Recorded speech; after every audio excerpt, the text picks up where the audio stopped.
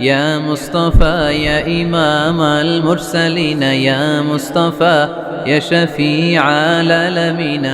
He taught us to be just and kind and to feed the poor and hungry, help the wafer and the orphan child, and to not be cruel and miserly.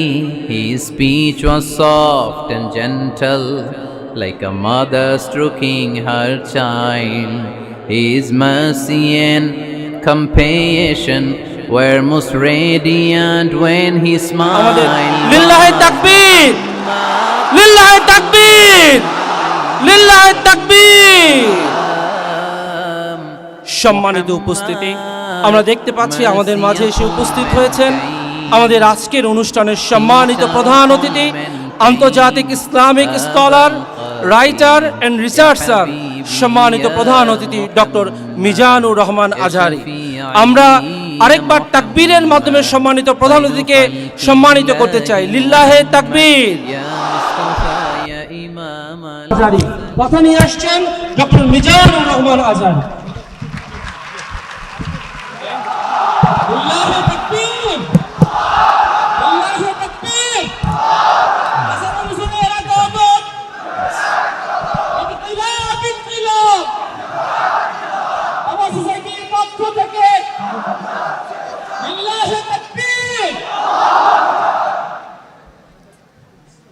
السلام عليكم ورحمة الله وبركاته. نحمده ونصلي على رسوله الكريم. أما بعد فأعوذ بالله من الشيطان الرجيم. بسم الله الرحمن الرحيم.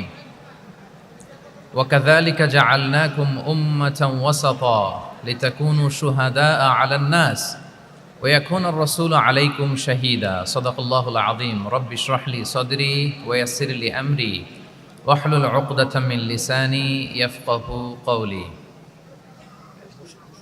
Medical দাওয়া society of বাংলাদেশের আয়োজনে আজকের বাংলাদেশ চীন মৈত্রী সম্মেলন কেন্দ্রে অনুষ্ঠিত দাওয়া সেমিনার 2025-এ আপনারা যারা উপস্থিত হয়েছেন, আমি সবাইকে জানাচ্ছি আন্তরিক শুভেচ্ছা, মোবারকবাদ এবং অভিনন্দন।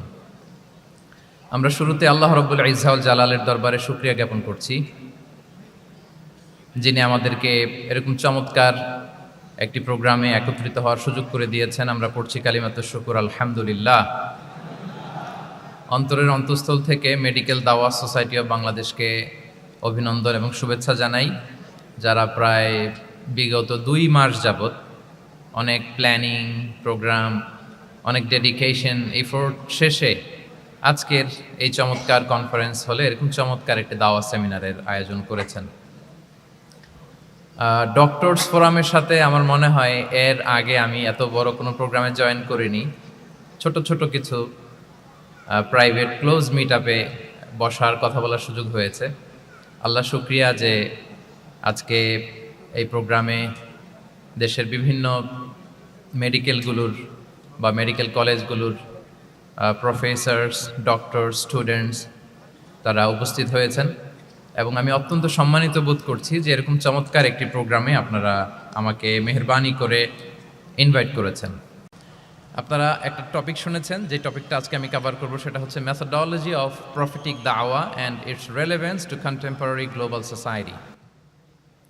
রাসূল সাল্লাল্লাহু আলাইহি ওয়াসাল্লাম কীভাবে দাওয়া কার্যক্রম পরিচালনা করতেন, ওনার মেথোডোলজি কেমন ছিল এবং বর্তমান সময়ের সাথে এর প্রাসঙ্গিকতা কেমন, এই টপিকটা নিয়ে আমি কথা বলবো। তার আগে আমি শুরুতে দাওয়া ইস্যু যখনই আমার সামনে আসে তখন যেই কথাটা আমি বলি বা শেয়ার করি সেটা হচ্ছে মানহাজুল ওয়াসাতিয়া, মানে the balanced approach of Islam, ইসলামের যে ভারসাম্যপূর্ণ নেচার, এটা নিয়ে আমি কথা বলি। এবং আমার আলোচনার শুরুতে আমি সূরাতুল বাকারার 143 নম্বর আয়াত তেলাওয়াত করেছি, যেখানে আল্লাহ তাআলা বলছেন ওয়াকাযালিকা জাআলনাকুম উম্মাতান ওয়াসাতা লিতাকুনু শুহাদা আলান নাস। অনুরূপভাবে আমি তোমাদেরকে মধ্যমপন্থী জাতি বানিয়েছি বা মধ্যমপন্থী জাতি হিসেবে আবির্ভূত করেছি। উম্মাতান ওয়াসাতা মানে উম্মাতান আদলান ওয়া খিয়ারা, শ্রেষ্ঠ জাতি, ন্যায়পরায়ণ জাতি, এবং যারা শ্রেষ্ঠ, যারা ন্যায়পরায়ণ তারাই মূলত মধ্যমপন্থী জাতি। তো আল্লাহ তাআলা আমাদেরকে মধ্যমপন্থী জাতি বলেছেন। এই যে মধ্যম পন্থা আল ওয়াসাতিয়া, এটা ইসলামের অনেকগুলো অনন্য বৈশিষ্ট্যের মধ্য থেকে একটি বৈশিষ্ট্য। বাট মাঝে মাঝে আমরা এই পন্থাটার কথা ভুলে যাই। ভুলে কি করি, অনেক সময় অনেক প্রান্তিক লেভেল থেকে কাজ করে ফেলি, চিন্তা করে ফেলি, অনেক সময় খুব বাড়াবাড়ি করে ফেলি, অনেক সময় ছাড়াছাড়ি করে ফেলি। বরং আমাদের থাকতে হবে মাঝামাঝি। তাহলে the first and foremost reminder today in this conference hall যে আমরা বাড়াবাড়িও করব না, ছাড়াছাড়িও করব না, আমরা মাঝামাঝি থাকব। কোথায় থাকব? জি, মাঝামাঝি, আল ওয়াসাতিয়া, যেটা শ্রেষ্ঠ এবং যেই মেথোডলজির কথা কোরআন আমাদেরকে জানিয়েছে। আমি যদি এটাকে ইংরেজি করি ওয়াসাতিয়া, তাহলে ইংরেজি দাঁড়াবে এরকম যে the balanced nature of Islam, ইসলামের যেই ভারসাম্যপূর্ণ যে নেচার, এটার নাম হচ্ছে মূলত আল ওয়াসাতিয়া। আপনি যদি খেয়াল করে দেখেন যে কিভাবে আমরা অন্যান্য জাতিগোষ্ঠীর তুলনায় মধ্যমপন্থী জাতি, তাহলে দেখবেন যে আমরা যদি সাইয়েদনা ঈসা আলাইহিস সালামের ব্যাপারে কথা বলি, জেসাস ক্রাইস্টের ব্যাপারে, তাহলে দেখেন ওনার ব্যাপারে ইহুদি নাসারারা কেউ বাড়াবাড়ি করেছে, কেউ ছাড়াছাড়ি করেছে। আমরা একেবারে মিডল ওয়েতে আছি। যেমন ঈসা আলাইহিস সালামের ব্যাপারে খ্রিস্টানরা কি বলে জানেন? তারা বলে ঈসা আলাইহিস সালাম হচ্ছে আল্লাহর সন্তান। নাউযুবিল্লাহি মিন যালিক। Jesus Christ is the son of God, গডের সন্তান। তাহলে দেখেন কতটা বাড়াবাড়ি করলো, ঈসা আলাইহিস সালামকে উঠাতে উঠাতে খোদার আসনে নিয়ে বসালো। বাড়াবাড়ি হয়ে গেল না এটা? আচ্ছা, তাহলে একদল খুব বাড়াবাড়ি করলো। এবার যদি ইহুদিদের কথা চিন্তা করি, ইহুদিরা কি বলে? ইহুদিরা একেবারে উল্টো। তারা বলে ঈসা আলাইহিস সালাম হচ্ছে ইবনু জিনা, মানে জারদ সন্তান। নাউযুবিল্লাহ। দেখেন তাদের প্রত্যেকের আকীদা শোনা মাত্রই আপনাদেরকে বলা লাগতেছে না যে নাউযুবিল্লাহ বলেন, আপনারা স্বতঃস্ফূর্তভাবেই বলতেছেন নাউযুবিল্লাহ। তার মানে একদল বাড়াবাড়ি করলো, একদল ছাড়াছাড়ি। একদল বলল তিনি আল্লাহর সন্তান বলে একেবারে আল্লাহর উপরে উঠাই ফেলছে। আরেক দল নামাতে নামাতে একেবারে পদদলিত করলো, বলল তিনি হচ্ছেন বাস্টার্ড, মানে ইবনু জিনা, জারদ সন্তান। নাউযুবিল্লাহি মিন যালিক। একদল নিয়ে গেল একেবারে উপরে, আরেক দল একেবারে নিচে। কিন্তু আমরা কি বলি দেখেন, আমরা বলি ঈসা আলাইহিস সালাম উনি হচ্ছেন আব্দুল্লাহি ওয়া রাসূলুহু, তিনি হচ্ছেন আল্লাহ তাআলার দাস বা বান্দা এবং আল্লাহর সম্মানিত রাসূল। দেখুন কতটা ব্যালেন্স এই আকীদা। আমরা আব্দুল্লাহ বলার মধ্য দিয়ে বেসিকলি নাসারাদেরকে রিফিউট করি, তাদের প্রতিবাদ করি আমরা যে তোমরা যে বলেছো আল্লাহ সন্তান না, ওইদিকে উঠানো যাবে না, নিচে নামায় নিয়ে আসো, উনি আব্দুল্লাহ, আল্লাহর দাস। আর রসুলহু, সম্মানিত রসুল বলে আমরা বেসিকলি ইহুদিদেরকে রিফিউট করি, তাদের প্রতিবাদ করি। আমরা বলি যে না, তোমরা যে বলেছো উনি জারদ সন্তান না, ওনার সম্মানকে পদদলিত করা যাবে না, উপরে উঠাইতে হবে, উঠায়া রসুল ও সম্মানিত রসুল।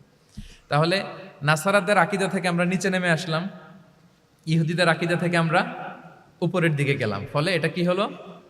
ব্যালেন্স হলো, ভারসাম্যপূর্ণ হলো, মধ্যম পন্থা হলো। তো আশা করি মধ্যম পন্থার উদাহরণটা বুঝতে পেরেছেন। আরেকটা ছোট্ট উদাহরণ দেই।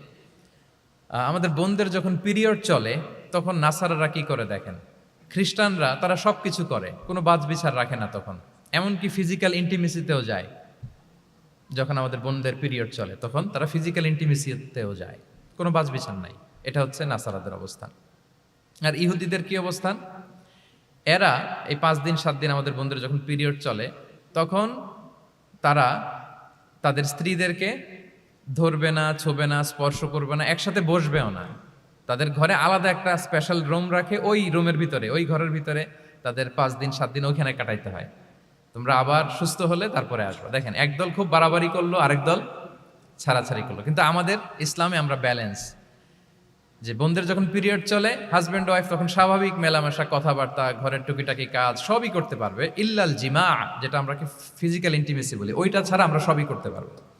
তাহলে দেখেন এই দুইটা উদাহরণ আমি সামনে আনলাম এজন্য যে এই যে মানহাজুল ওয়াসাতিয়াতি ওয়াল ইতিদাল, মধ্যম পন্থার কথা আমরা যেটা বলি, যেটাকে দিয়ে আল্লাহ তাআলা আমাদেরকে সম্মানিত করেছেন যে ওয়াকাযালিকা জাআলনাকুম উম্মাতান ওয়াসাতা, তোমাদেরকে আমি মধ্যমপন্থী জাতি বানিয়েছি, তোমাদের মধ্যে বাড়াবাড়িও থাকবে না, ছাড়াছাড়িও থাকবে না, বরং আমরা হব মধ্যমপন্থী। আমরা কি হব?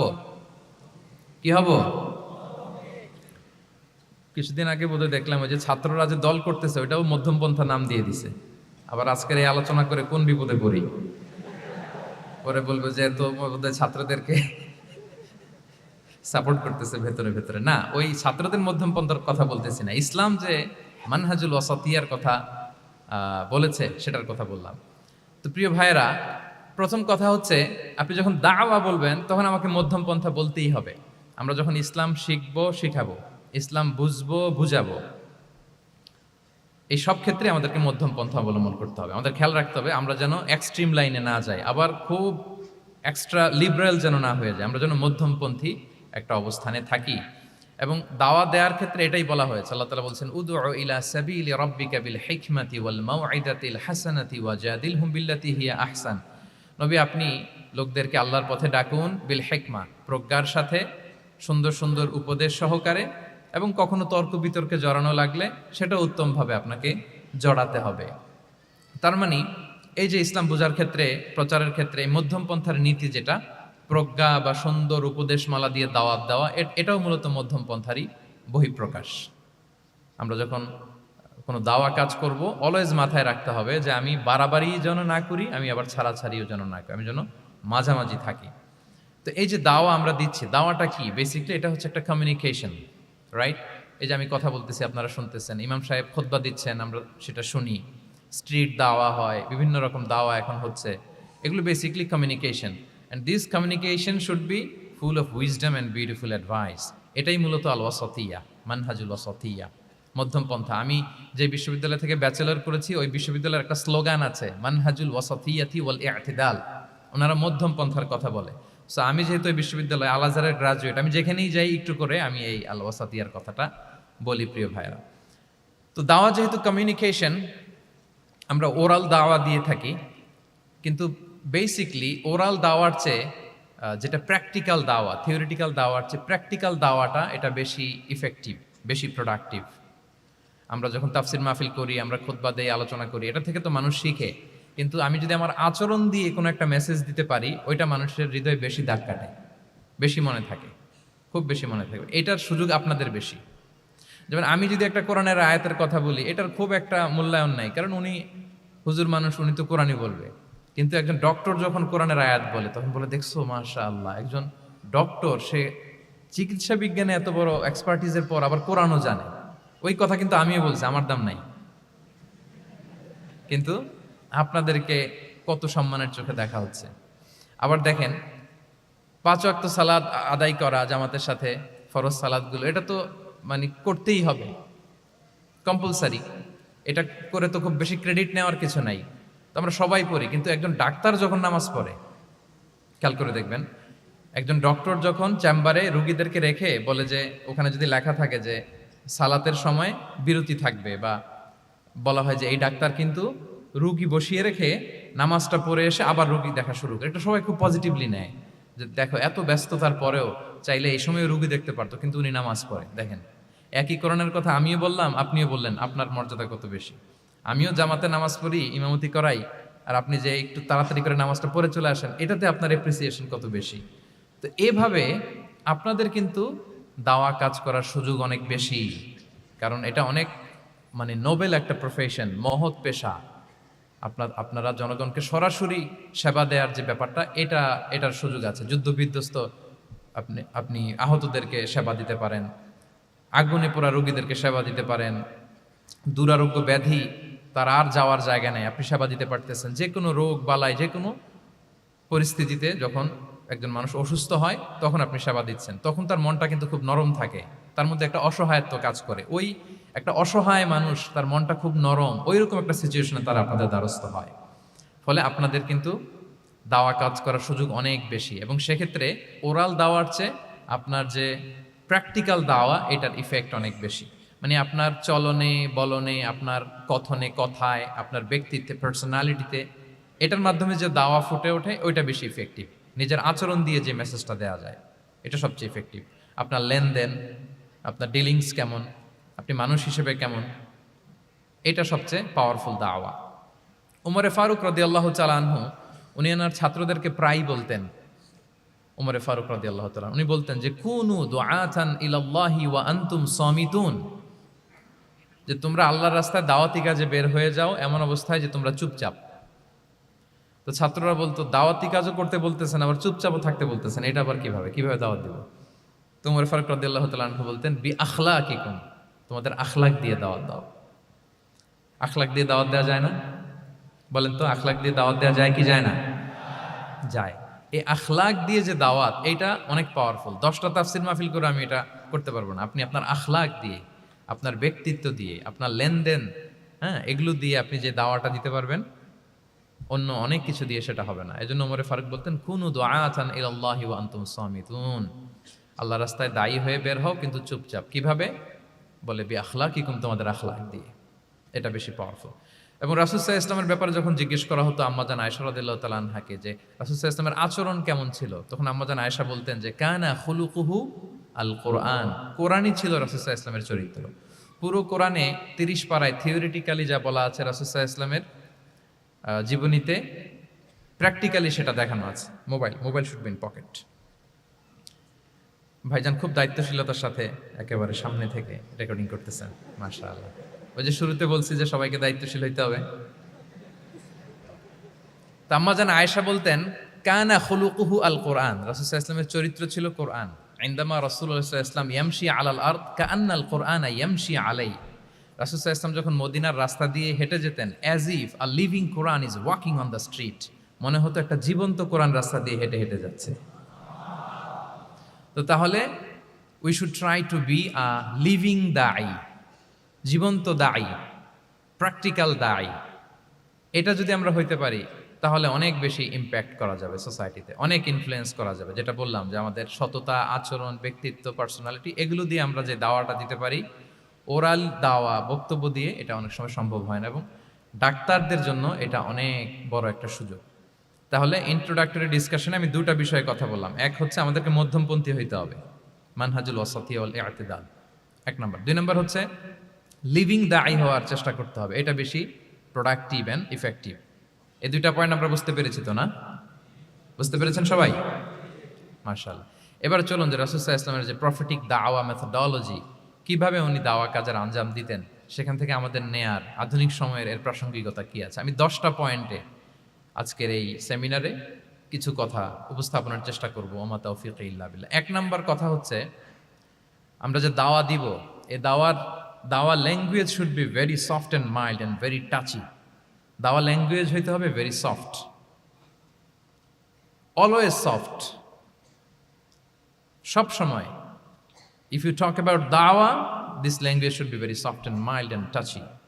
দাওয়ার কথা বললে হয়তো আপনি পলিটিক্স করেন, ওইটা আলাদা কথা। আপনি জেহাদের ময়দানে, ওইটা আলাদা কথা। আমি জেহাদ পলিটিক্স নিয়ে কথা বলতেছি না, আই এম টকিং অ্যাবাউট দাওয়া। যদি আপনি দাওয়া সেমিনারের কথা বলেন, যদি মেডিকেল দাওয়া সোসাইটি নাম দেন, দাওয়া বললে আমাকে বলতে হবে দাওয়ার language should be very soft and mild. আমরা এটা অনেক সময় ভুল করে ফেলি, এটা করা যাবে না। কারণ আপনি হৃদয় থেকে যদি কোনো কথা বলেন, এটা শ্রোতার হৃদয়ে যে টাচ করে। আল্লাহর হাবিব সাল্লাল্লাহু আলাইহি ওয়াসাল্লামের কথাগুলো নিয়ে এত আলোচনা, বিশ্লেষণ, কথাগুলো এত অ্যাপিলিং কেন, এত আবেদনময় কেন? এর কারণ হচ্ছে রাসূল সাল্লাল্লাহু আলাইহি ওয়াসাল্লাম যা বলেছেন তিনি হৃদয় থেকে বলেছেন, এবং হৃদয় থেকে কথা বেরোলে এটা শ্রোতার হৃদয়ে যে টাচ করে। একটা ছোট্ট আয়াত আমি তেলাওয়াত করি, সূরা তাহার। আল্লাহ তাআলা বলছেন, ফাকুলা লাহু কাওলান লাইয়িনা লাআল্লাহু ইয়াতাযাক্কারু আও ইয়াখশা। আল্লাহ তাআলা মূসা আলাইহিস সালাম এবং হারুন আলাইহিস সালাম, ওনাদের দুইজনকে বলছেন যে তোমরা দুই ভাই মিলে যাও, ফেরাউনের কাছে যে দাওয়াত দাও এবং কোমল ভাষায় দাওয়াত দাও। কি ভাষায়? সবাই বলুন। কোমল ভাষায় দাওয়াত দাও। কাওলান লাইয়িনা, use very soft and mild language, very touchy language. Soft এবং কোমল ভাষায় দাওয়াত দাও কাকে? পৃথিবীর সবচেয়ে বড় সন্ত্রাস, তাই না? হ্যাঁ, দুর্ধর্ষ সন্ত্রাস, খোদাদ্রোহী, তারপর সীমালঙ্ঘনকারী। আপনি যত নেগেটিভ যা বলবেন সব যাবে ওর সাথে। ফিরআউন, লাআল্লাহু ইয়াতাযাক্কারু আও ইয়াখশা, হয়তো সে উপদেশ গ্রহণ করবে অথবা তার হৃদয়ে ভয়ের উদ্রেক হতে পারে। হয়তো তোমরা soft and mild language use করবা। মূসা এবং হারুন কোমল ভাষায় যে তোমরা দাওয়াত দিবা। আচ্ছা, কার ব্যাপারে আল্লাহ বললেন, কাকে দাওয়াত দিতে বললেন? সবাই বলেন তো নামটা। ফেরাউন।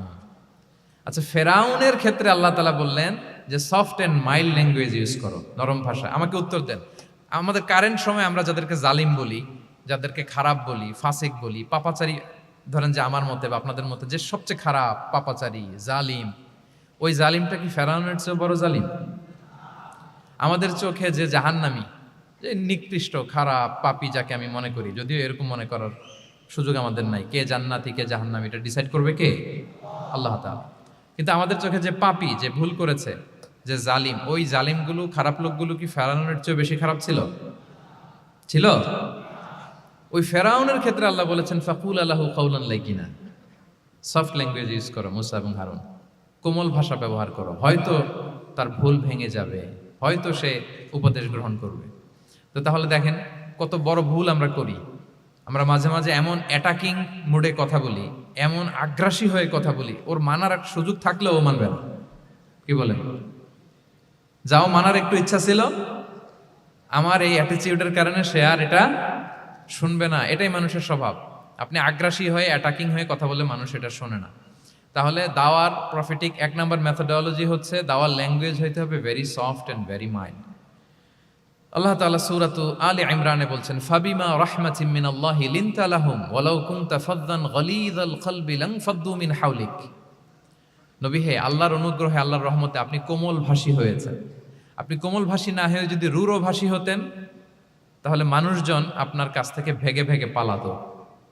কিন্তু আমরা দেখতাম যে সাহাবারা রাসূল সাল্লাল্লাহু আলাইহি ওয়াসাল্লামের কাছে শুধু জড়ো হইতে চেত, দেখা করতে চেত, রাসূলকে ঘিরে রাখতো, এত পছন্দ করতো রাসূল সাল্লাল্লাহু আলাইহি ওয়াসাল্লামের কোমল আচরণের কারণে। ইভেন ফ্যামিলিতে কোনো সমস্যা হলে অনেক সাহাবারা বলতেন ফ্যামিলির সাথে সমস্যা হলেও তারা রাসূলের কাছে চলে আসতো। এমনকি কারো পেটে ক্ষুধা লাগলেও তারা রাসূলের দরবারে চলে আসতো। তারা বলতো রাসূল সাল্লাল্লাহু আলাইহি ওয়াসাল্লামের চেহারার দিকে তাকালেই আমাদের ক্ষুধা মিটে যেত। কি কোমল ভাষী ছিলেন, কত সুন্দর সফট ল্যাঙ্গুয়েজ রাসূল সাল্লাল্লাহু আলাইহি ওয়াসাল্লাম ইউজ করেছেন। হ্যাঁ, রাসূল সাল্লাল্লাহু আলাইহি ওয়াসাল্লাম কখনো যে কঠোর ভাষায় কথা বলতেন না তা না, মাঝে মাঝে বলতেন, কিন্তু বেশিরভাগ ওনার দাওয়া ছিল সফট অ্যান্ড মাইল্ড। মাঝে মাঝে প্রেক্ষাপটের আলোকে রাসূল সাল্লাল্লাহু আলাইহি ওয়াসাল্লাম অনেক সময় তেজস্বী জ্বালাময়ী ভাষণ দিতেন। মনে হতো কান্নাহু তিনি কি করছেন, ব্যাটালিয়নকে কমান্ড করছেন। এটা মাঝে মাঝে চেহারা লাল হয়ে যেত, গড়গড় করতেন যুদ্ধের আগে। কিন্তু রেগুলার বেসিসে রাসূল সাল্লাল্লাহু আলাইহি ওয়াসাল্লাম খুব কোমল ভাষায় কথা বলতেন।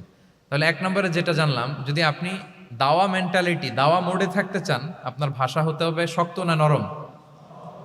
সফট হইতে হবে, কোমল। কারোর প্রতি আগ্রাসী হয়ে যেন আমরা কথা না বলি, অ্যাটাকিং মুডে যেন না বলি, বললেও শুনবে না। এটাই মানুষের নেচার, সফট ল্যাঙ্গুয়েজে বলতে হয়। ফেরাউনকে যদি বলা হয় ওর সাথে ভালোভাবে বলো, তো আমাদের আশেপাশে যারা আছে এরা তো আরো এদেরকে সম্মান দিয়ে নরম করে বলা উচিত। কি বলেন? জি, 1 নম্বর গেল। 2 নম্বর হচ্ছে দাওয়াকে ফলপ্রসূ করতে হলে রাসূল সাল্লাল্লাহু আলাইহি ওয়াসাল্লাম যেটা করতেন, শ্রোতাদের অনেক সময় মনোযোগ আকর্ষণের জন্য উনি অনেক ধরনের টুলস, অনেক ধরনের জিনিস তিনি ব্যবহার করতেন। যেমন একটা পদ্ধতি রাসূল সাল্লাল্লাহু আলাইহি ওয়াসাল্লামের ছিল, রাসূল সাল্লাল্লাহু আলাইহি ওয়াসাল্লাম মানুষের আকর্ষণ বৃদ্ধির জন্য মাঝে মাঝে প্রশ্ন ছুড়ে দিতেন অডিয়েন্সকে। Drawing attention of the listener by throwing questions. Question throw করার মাধ্যমে অ্যাটেনশন গ্রো করতেন। হাদিসে এরকম অনেক উদাহরণ পাওয়া যায়। একটা ছোট্ট হাদিস শেয়ার করি, সহিহ মুসলিমে এসেছে। রাসূল সাল্লাল্লাহু আলাইহি ওয়াসাল্লাম একবার সাহাবাদেরকে বললেন, ইন্না মিনাশ শাজারি শাজারাতান লা ইয়াসকুতু ওয়ারাকুহা মাসালুহা মাসালুল মুসলিম। রাসূল সাল্লাল্লাহু আলাইহি ওয়াসাল্লাম জিজ্ঞেস করলেন, তোমরা কি কেউ বলতে পারবা বৃক্ষরাজির মধ্যে একটা বৃক্ষ আছে, গাছের মধ্যে একটা গাছ আছে যেই গাছের কখনো পাতা ঝরে না, ওই গাছের পাতা কখনো ঝরে না। এর দৃষ্টান্ত হচ্ছে মুসলিমের দৃষ্টান্তের মতো। বলো তো ফাহাদ্দিসুনি মা হিয়া, বলো তো ওই গাছটা কি? কে বলতে পারো? আপনারা তো সব একেবারে পেরে গেছেন। তো সাহাবারা ওই দিন কেউ বলতে পারেন নাই। কারণ কি জানেন? একে তো আমরা জানি হাদিস স্টাডি করার কারণে, হাদিস স্টাডি না করলে তো আমরা বলতে পারতাম না। আমাদের দেশে তো খেজুর গাছ অত হয় না। তো ওনারা কেউ বলতে পারে না। এর কারণ হচ্ছে তারা ভাবছিল প্রশ্ন যেহেতু করছে এটা যেন তেন প্রশ্ন, এটা কঠিন কোনো গাছের একটা নাম বলতে হবে। তো বাড়ির পাশে যে খেজুর গাছ, মদিনার অলিতে গলিতে যে খেজুর গাছ ভর্তি, এই দিকে আর ওনাদের অ্যাটেনশন যায় না। ওনারা চলে গেছে মরুভূমিতে, ইয়ামানে, তারপর একেবারে ডেজার্টের মাঝখানে কি কি ক্যাকটাস, গুলমলতা, কি কি গাছ আছে ওগুলো আওড়াচ্ছে মনে মনে। ভাবতেছে যে খেজুর গাছের কথা তো রাসূল সাল্লাল্লাহু আলাইহি ওয়াসাল্লাম আমাদের জিজ্ঞেস করার কথা না, এ তো আমাদের গাছ, বাড়ির পাশের গাছ। তো কেউই আর বলতে পারে নাই। এরপর রাসূল সাল্লাল্লাহু আলাইহি ওয়াসাল্লাম যখন দেখলেন সবাই অপারগ, রাসূল সাল্লাল্লাহু আলাইহি ওয়াসাল্লাম বললেন, ইন্নাহা আন-নাখলা, এটা হচ্ছে খেজুর গাছ, ডেট প্লান্ট। তো আব্দুল্লাহ ইবনে ওমর রাদিয়াল্লাহু তাআলা আনহু বাড়িতে যাওয়ার পরে ওমরে ফারুককে তার বাবাকে বললেন যে, বাবা, আজকে যে রাসূল সাল্লাল্লাহু আলাইহি ওয়াসাল্লাম প্রশ্ন ছুড়ে দিলেন আপনারা যে কেউ পারলেন না, উত্তরটা কিন্তু আমি পারতাম। তো ওমরে ফারুক বললেন, বলো কি তুমি পারতা? তো বললা না কেন? তুমি আজকে উত্তর দিতে পারলে তো রাসূলের সামনে আমার বুকটা এত বড় হয়ে যেত। লাল উট পেলে আরবরা যেই খুশি, আমি এর চেয়ে বেশি খুশি হতাম। তখন উনি বললেন যে আপনি পারতেছেন না, অন্যান্য বয়স্ক সাহাবারা পারতেছে না, মুরব্বীরা কেউ যেহেতু বলে নাই, আমি বিনয়ের খাতিরে উত্তরটা দেই নাই, কিন্তু আমি জানতাম যে এটা খেজুর গাছ। তাহলে দেখেন রাসূল সাল্লাল্লাহু আলাইহি ওয়াসাল্লাম অ্যাটেনশনটাকে ড্র করার জন্য প্রশ্ন ছুড়ে দিতেন। সো এই প্রশ্ন ছুড়ে দিয়ে কিন্তু আমরা মানুষের দৃষ্টি আকর্ষণ করতে হবে। আপনারা তো মানে প্রশ্ন ছড়াই তো আপনাদের কাজ, যে কি অবস্থা, শরীরটা কেমন, পেট ঠিক আছে কিনা, ঘুম হয় কিনা, কমন প্রশ্ন না আপনাদের? আপনাদের কাছে গেলেই তো প্রথমে জিজ্ঞেস করে যে হজম হয় কিনা, তারপর ঘুম আসে কিনা, এই হয় কিনা, অনেক প্রশ্ন আপনারা করেন। তো এইভাবে আপনি যদি আস্তে আস্তে প্রশ্নের ছলে যদি তাকে আপনি দাওয়া দিতে চান, আপনি কিন্তু দিতে পারেন। এটা রাসূল সাল্লাল্লাহু আলাইহি ওয়াসাল্লামের একটা দাওয়া মেথোডোলজি ছিল। দুইটা বলে ফেললাম, একটা হচ্ছে দাওয়ার ল্যাঙ্গুয়েজ হতে হবে অনেক শক্ত, নাকি হ্যাঁ, নরম, সফট অ্যান্ড মাইল্ড।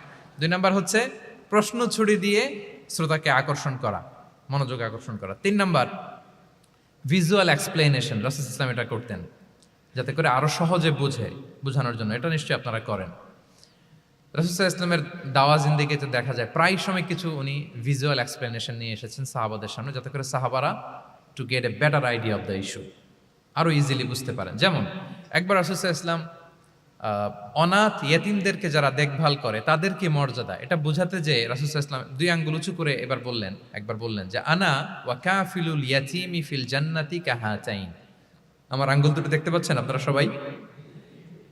2টা আঙ্গুল উঁচু করেন তো এভাবে। মানুষ তো মনে করবে ভিক্টরি সাইন দেখাই দিছে আমরা। এই যে, তো রাসূল সাল্লাল্লাহু আলাইহি ওয়াসাল্লাম বললেন আনা ওয়া কাফিলুল ইয়াতীমি কাহাতাইন, হাত নামান। অর্থাৎ আমি এবং এতিমের রক্ষণাবেক্ষণকারী কিয়ামতের দিন এভাবে কাছাকাছি প্রতিবেশী হয়ে থাকব। এই 2টা আঙ্গুলের মাঝখানে যেমনি খুব একটা স্পেস নাই, গ্যাপ নাই, মানে একেবারে কাছাকাছি, নেইবরিং ফিঙ্গার, রাইট? আমি এবং এতিমের রক্ষণাবেক্ষণকারী এভাবে নেইবর হয়ে থাকবো। এই যে ভিজুয়াল এক্সপ্লেনেশন দেখছেন, এই যে দাওয়ার মধ্যে মাঝে মাঝে এরকম ভিজুয়াল এক্সপ্লেনেশন করতে হবে যাতে করে শ্রোতারা বুঝে। রাসূল ইসলাম এটা করেছেন। আচ্ছা, মুসনাদে আহমদে এক হাদিস এসেছে, রাসূল ইসলাম একবার খেজুরের একটা ডাল নিয়ে মরুভূমির মধ্যে একটা দাগ টানলেন। খাত্তালানা রাসূলুল্লাহ সাল্লাল্লাহু আলাইহি ওয়াসাল্লাম খাত্তান, একটা স্ট্রেইট লাইন দিয়ে রাসূল সাল্লাল্লাহু আলাইহি ওয়াসাল্লাম বললেন এটা হচ্ছে সিরাতুল মুস্তাকিম। সাহাবাদের দৃষ্টি আকর্ষিত হলো, সবাই মনোযোগী হয়ে উঠলো, তাই নাকি? এটা সিরাতুল মুস্তাকিম, যে দোয়া আমরা প্রতিদিন করি, ইহদিনাস সিরাতাল মুস্তাকিম। খেজুরের ডাল দিয়ে স্ট্রেইট লাইন কেটে বললেন এটা হচ্ছে সিরাতুল মুস্তাকিম। এবার ওই খেজুরের ডাল দিয়ে ডানে বায়ে অনেকগুলো ছোট ছোট দাগ কাটলেন আর বললেন হ্যাঁ দিহি সুবুলুশ শায়তান, এগুলো হচ্ছে শয়তানের রাস্তা, এটা হচ্ছে মুস্তাকিম, সোজা রাস্তা যেটা জান্নাতে যায়। আর ডানে বায়ে অনেকগুলো দাগ কাটলেন, ডেকে বললেন এই প্রতিটি রাস্তায় একটা করে শয়তান বসে থাকে আর সে তোমাদেরকে টেম্পটেশন দিতে থাকে, প্রভোকেশন করতে থাকে, ধোঁকা দিতে থাকে, ওয়াসওয়াসা দিতে থাকে। ডানে বায়ে না তাকিয়ে এই সিরাতুল মুস্তাকিমের পথেই অবিচল থাকতে হবে, ইনশাআল্লাহ বলেন। তাহলে দেখেন মরুভূমির মাঝখানে, তখন তো আর ওই যে এলইডি প্রজেক্টর থাকলে হয়তো রাসূল সাল্লাল্লাহু আলাইহি ওয়াসাল্লাম ওইটাই ব্যবহার করতেন, আমরা এটা এখন করতে পারি বোঝানোর জন্য। রাসূল সাল্লাল্লাহু আলাইহি ওয়াসাল্লাম খেজুরের ডাল দিয়ে মরুভূমির মধ্যে দাগ কেটে সাহাবীদেরকে এই ভিজুয়াল এক্সপ্লেনেশন দিলেন এবং সাহাবারা খুব সহজে বুঝতে পারলেন যে কোনটা সিরাতুল মুস্তাকিম, কোনটা সিরাতুশ শাইতান। এভাবে রাসূল সাল্লাল্লাহু আলাইহি ওয়াসাল্লাম ভিজুয়াল এক্সপ্লেনেশন ইউজ করতেন। আমরা বিশ্বাসীরা যে ভাই ভাই, মুমিনরা যে ভাই ভাই, আমাদের সম্পর্ক যে কত সুদৃঢ় মজবুত, এটা বোঝাতে যে একবার রাসূল সাল্লাল্লাহু আলাইহি ওয়াসাল্লাম বললেন আল মুমিনু লিল মুমিনি কাল বুনিয়ান। বিশ্বাসীরা তাদের সম্পর্ক হচ্ছে কাল বুনিয়ান, একটা সুদৃঢ় প্রাচীরের মতো, সীসা ঢালা প্রাচীরের মতো। ইয়াশুদ্দু বা'দুহু বা'দা, যেটার এক পাশ আরেক পাশকে মজবুত করে।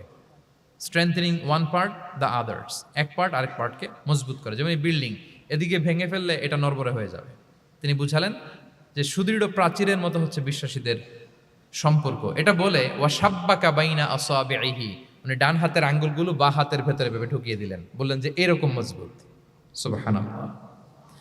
এই যে এই হাতের আঙ্গুলগুলো এই হাতে ঢুকিয়ে এরকম চাপ দিলে খুব শক্ত হয় না, মজবুত হয় না? রাসূল সাল্লাল্লাহু আলাইহি ওয়াসাল্লাম বললেন আমাদের বন্ধন হচ্ছে এরকম সুদৃঢ় মজবুত, সুদৃঢ় সীসা ঢালা প্রাচীরের মতো। আল্লাহু আকবার। তাহলে এই যে ভিজুয়াল এক্সপ্লেনেশন, রাসূল সাল্লাল্লাহু আলাইহি ওয়াসাল্লাম বোঝানোর জন্য এই যে এরকম দাগ কাটা, কখনো এইভাবে, হাদিসে এরকম অনেক পাওয়া যায়। আমি অল্প কয়েকটা, সময়ের টাইম কনস্ট্রেন্টের কারণে অল্প কয়েকটা নিয়ে আসলাম। তাহলে এটা রাসূল সাল্লাল্লাহু আলাইহি ওয়াসাল্লামের একটা দাওয়া মেথোডোলজি ছিল, বোঝানোর জন্য কত ইজিয়েস্ট ওয়েতে তিনি অডিয়েন্সের কাছে পৌঁছাতে পারেন। তিনি প্রয়োজনে ভিজুয়াল এক্সপ্লেনেশনের সহায়তা নিতেন। কয়টা গেল মেথোডোলজি? 3টা। আচ্ছা, 4 নাম্বার হচ্ছে গ্রাজুয়ালিটি, ধীরে ধীরে ধাপে ধাপে দাওয়া পরিচালনা করা, দাওয়া কাজ করা। এটাতে অনেক সময় আমরা ভুল করে ফেলি। আমরা অনেক সময় একটু রাশিং মেন্টালিটিতে থাকি, তাড়াহুড়ো। একজন ভাই নতুন দিনে ফিরছে, আগে হয়তো সংশয়বাদী ছিল, নাস্তিক ছিল, প্র্যাকটিস করতো না, এখন সে প্র্যাকটিসের ইচ্ছা করছে, এই সুযোগ পেয়ে আমি তারে বলা শুরু করলাম, নামাজ পড়তে হবে, রোজা রাখতে হবে, জাকাত দিতে হবে, তোমার ওয়াইফের পর্দা করাইতে হবে, হালাল হারাম ও কয়েক ছাড়ছে, আমার সম্ভব না। ও বলবে ভাই আগে যাচ্ছিলাম ওইটাই ভালো ছিল, এতগুলো তো আমি মানতে পারবো না। তো এই যে আপনি তাকে দিন থেকে ভাগালেন, আপনার দাওয়া মেথোডোলজি জানা না থাকার কারণে আপনি তাকে ভাগালেন। একসাথে আপনি এত কথা বলবেন না। নতুন যখন কেউ দিনে ফিরে তাকে আপনি একসাথে এত কথা বলবেন না। নতুন যখন কোনো বোন ইসলামে আসতে চায় তাকে আপনি কঠিন করে বলবেন না। উপরে আমাদের বোনরা আছে, তাদেরকেও আমি বলবো সহজ করে বলেন। প্রথমে নামাজের কথা বলেন, নামাজ আস্তে আস্তে পড়ুক যতটুকু পারুক। প্রথমে হয়তো 5 ওয়াক্ত পারবে না, 1 ওয়াক্ত 2 ওয়াক্ত দিয়ে শুরু করবে, এরপর আস্তে আস্তে 5 ওয়াক্ত যাবে। এরপর তাকে একটু শালীন পোশাকের কথা বলেন যে তুমি একটু শালীন পোশাক পরো, সেফটি সিকিউরিটির জন্য ভালো। সেটাতে অভ্যস্ত হলে তাকে হেজাবের দাওয়াত দিবেন আপনি, হেজাবে অভ্যস্ত হলে নেকাবে দাওয়াত দিবেন আপনি। এইভাবে গ্রাজুয়ালিটি, ধাপে ধাপে, একসাথেই কঠিন করে দিনকে উপস্থাপন করা যাবে না। দাওয়া ইজ এ গ্রাজুয়াল প্রসেস। হ্যাঁ, গ্রাজুয়ালি যাইতে হবে। Beginning with the most important issue first, তারপর যেটা ইম্পর্টেন্ট, তারপর যেটা ইম্পর্টেন্ট, ধাপে ধাপে আপনি তাকে বলবেন। আপনারা নিশ্চয়ই সবাই মদ হারাম হওয়ার যে স্টেপগুলো আছে জানেন না? কয়বারে হারাম হয়েছে? 3 বারে। ওয়াসআলুনাকা আনিল খামরি ওয়াল মাইসির কুল ফীহিমা ইসমুন কাবীরু ওয়া মানাফিউ লিন-নাস ওয়া ইসমুহুমা আকবারু মিন নাফিহিমা। প্রথমে বললেন মদে কিছু উপকার আছে কিন্তু এটার গুনাহ বেশি, ক্ষতি বেশি, কিন্তু সামান্য উপকার আছে। তো মানুষ সচেতন হয়ে গেল যে না, এটা কিন্তু গুনাহ আছে, ক্ষতি আছে, সাবধান হইতে হবে। মদ খাওয়া কমায় দিল। আচ্ছা, এরপর বলা হলো ওয়ালা তাকরাবুস সালাতা ওয়া আনতুম সুকারা, মাতাল হয়ে মদ খাওয়া অবস্থায় নামাজে যেও না। কারণ কোন এক সাহাবী নামাজে এমনভাবে তেলাওয়াত করলেন অর্থ চেঞ্জ হয়ে গেল। ফলে দিনে 5 বার মদ খাওয়া যাবে না। এ আয়াত দিয়ে তো তাই বোঝা যায়, তাই না? 5 বারের জন্য যখন সাবধান হয়ে গেল, আরও তারা অভ্যস্ত হয়ে গেল। এরপরে নাজিল হলো ইন্নামাল খামরু ওয়াল মাইসিরু ওয়াল আনসাবু ওয়াল আজলামু রিজসুম মিন আমালিশ শাইতানি ফাজতানিবু।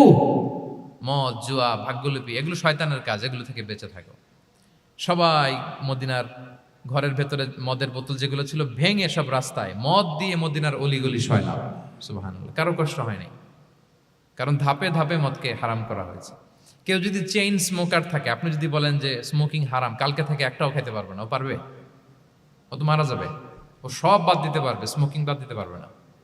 তো কি করবেন? তাকে আপনি অল্প অল্প করে, যে একটু একটু করে ছাড়ো। এই যে রমজান আসতেছে, সারাদিন তো করতেই পারবা না, রাতে 2-3টা করে খাইও, বেশি খাইও না। না মানে ছাড়ানোর জন্য বলতেছে আর কি। যে 10টা খায় তারা যদি আপনি 2টা খাইতে বলেন, এটা তো আপনি দাওয়াই দিলেন নাকি, কমাইতে বললেন তো। সিগারেটের প্রতি তার উৎসাহিত করতেছি না আমরা।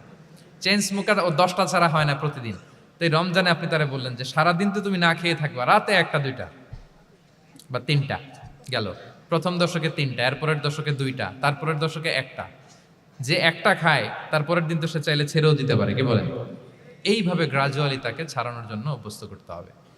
তাহলে এই গ্রাজুয়ালিটিটা দরকার। আমি হাদিস থেকে, সিরাত থেকে একটা উদাহরণ দেই, শুনুন। রাসূল সাল্লাল্লাহু আলাইহি ওয়াসাল্লাম মুআয ইবনে জাবাল রাদিয়াল্লাহু তাআলা আনহুকে ইয়ামানের গভর্নর করে পাঠালেন। তো তখন তাকে বললেন যে মুআয, ইন্নাকা তাআতি কওমান মিন আহলিল কিতাব, তোমাকে এমন একটা এলাকার গভর্নর করে পাঠাচ্ছি, তারা কিন্তু আহলি কিতাব, মানে people of the books, Jews and Christian community, তারা ইহুদি খ্রিস্টান।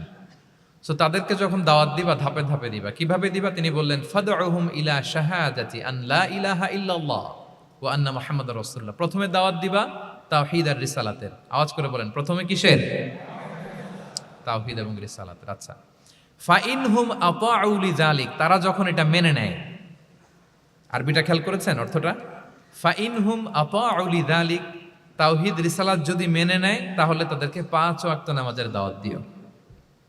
আচ্ছা, 5 ওয়াক্ত নামাজে যখন তারা অভ্যস্ত হয়ে যায়, ফাইনহুম আতাউ লিযালিক, যখন তারা এটাও মেনে নেয় তখন তাদেরকে যাকাতের আদেশ করো।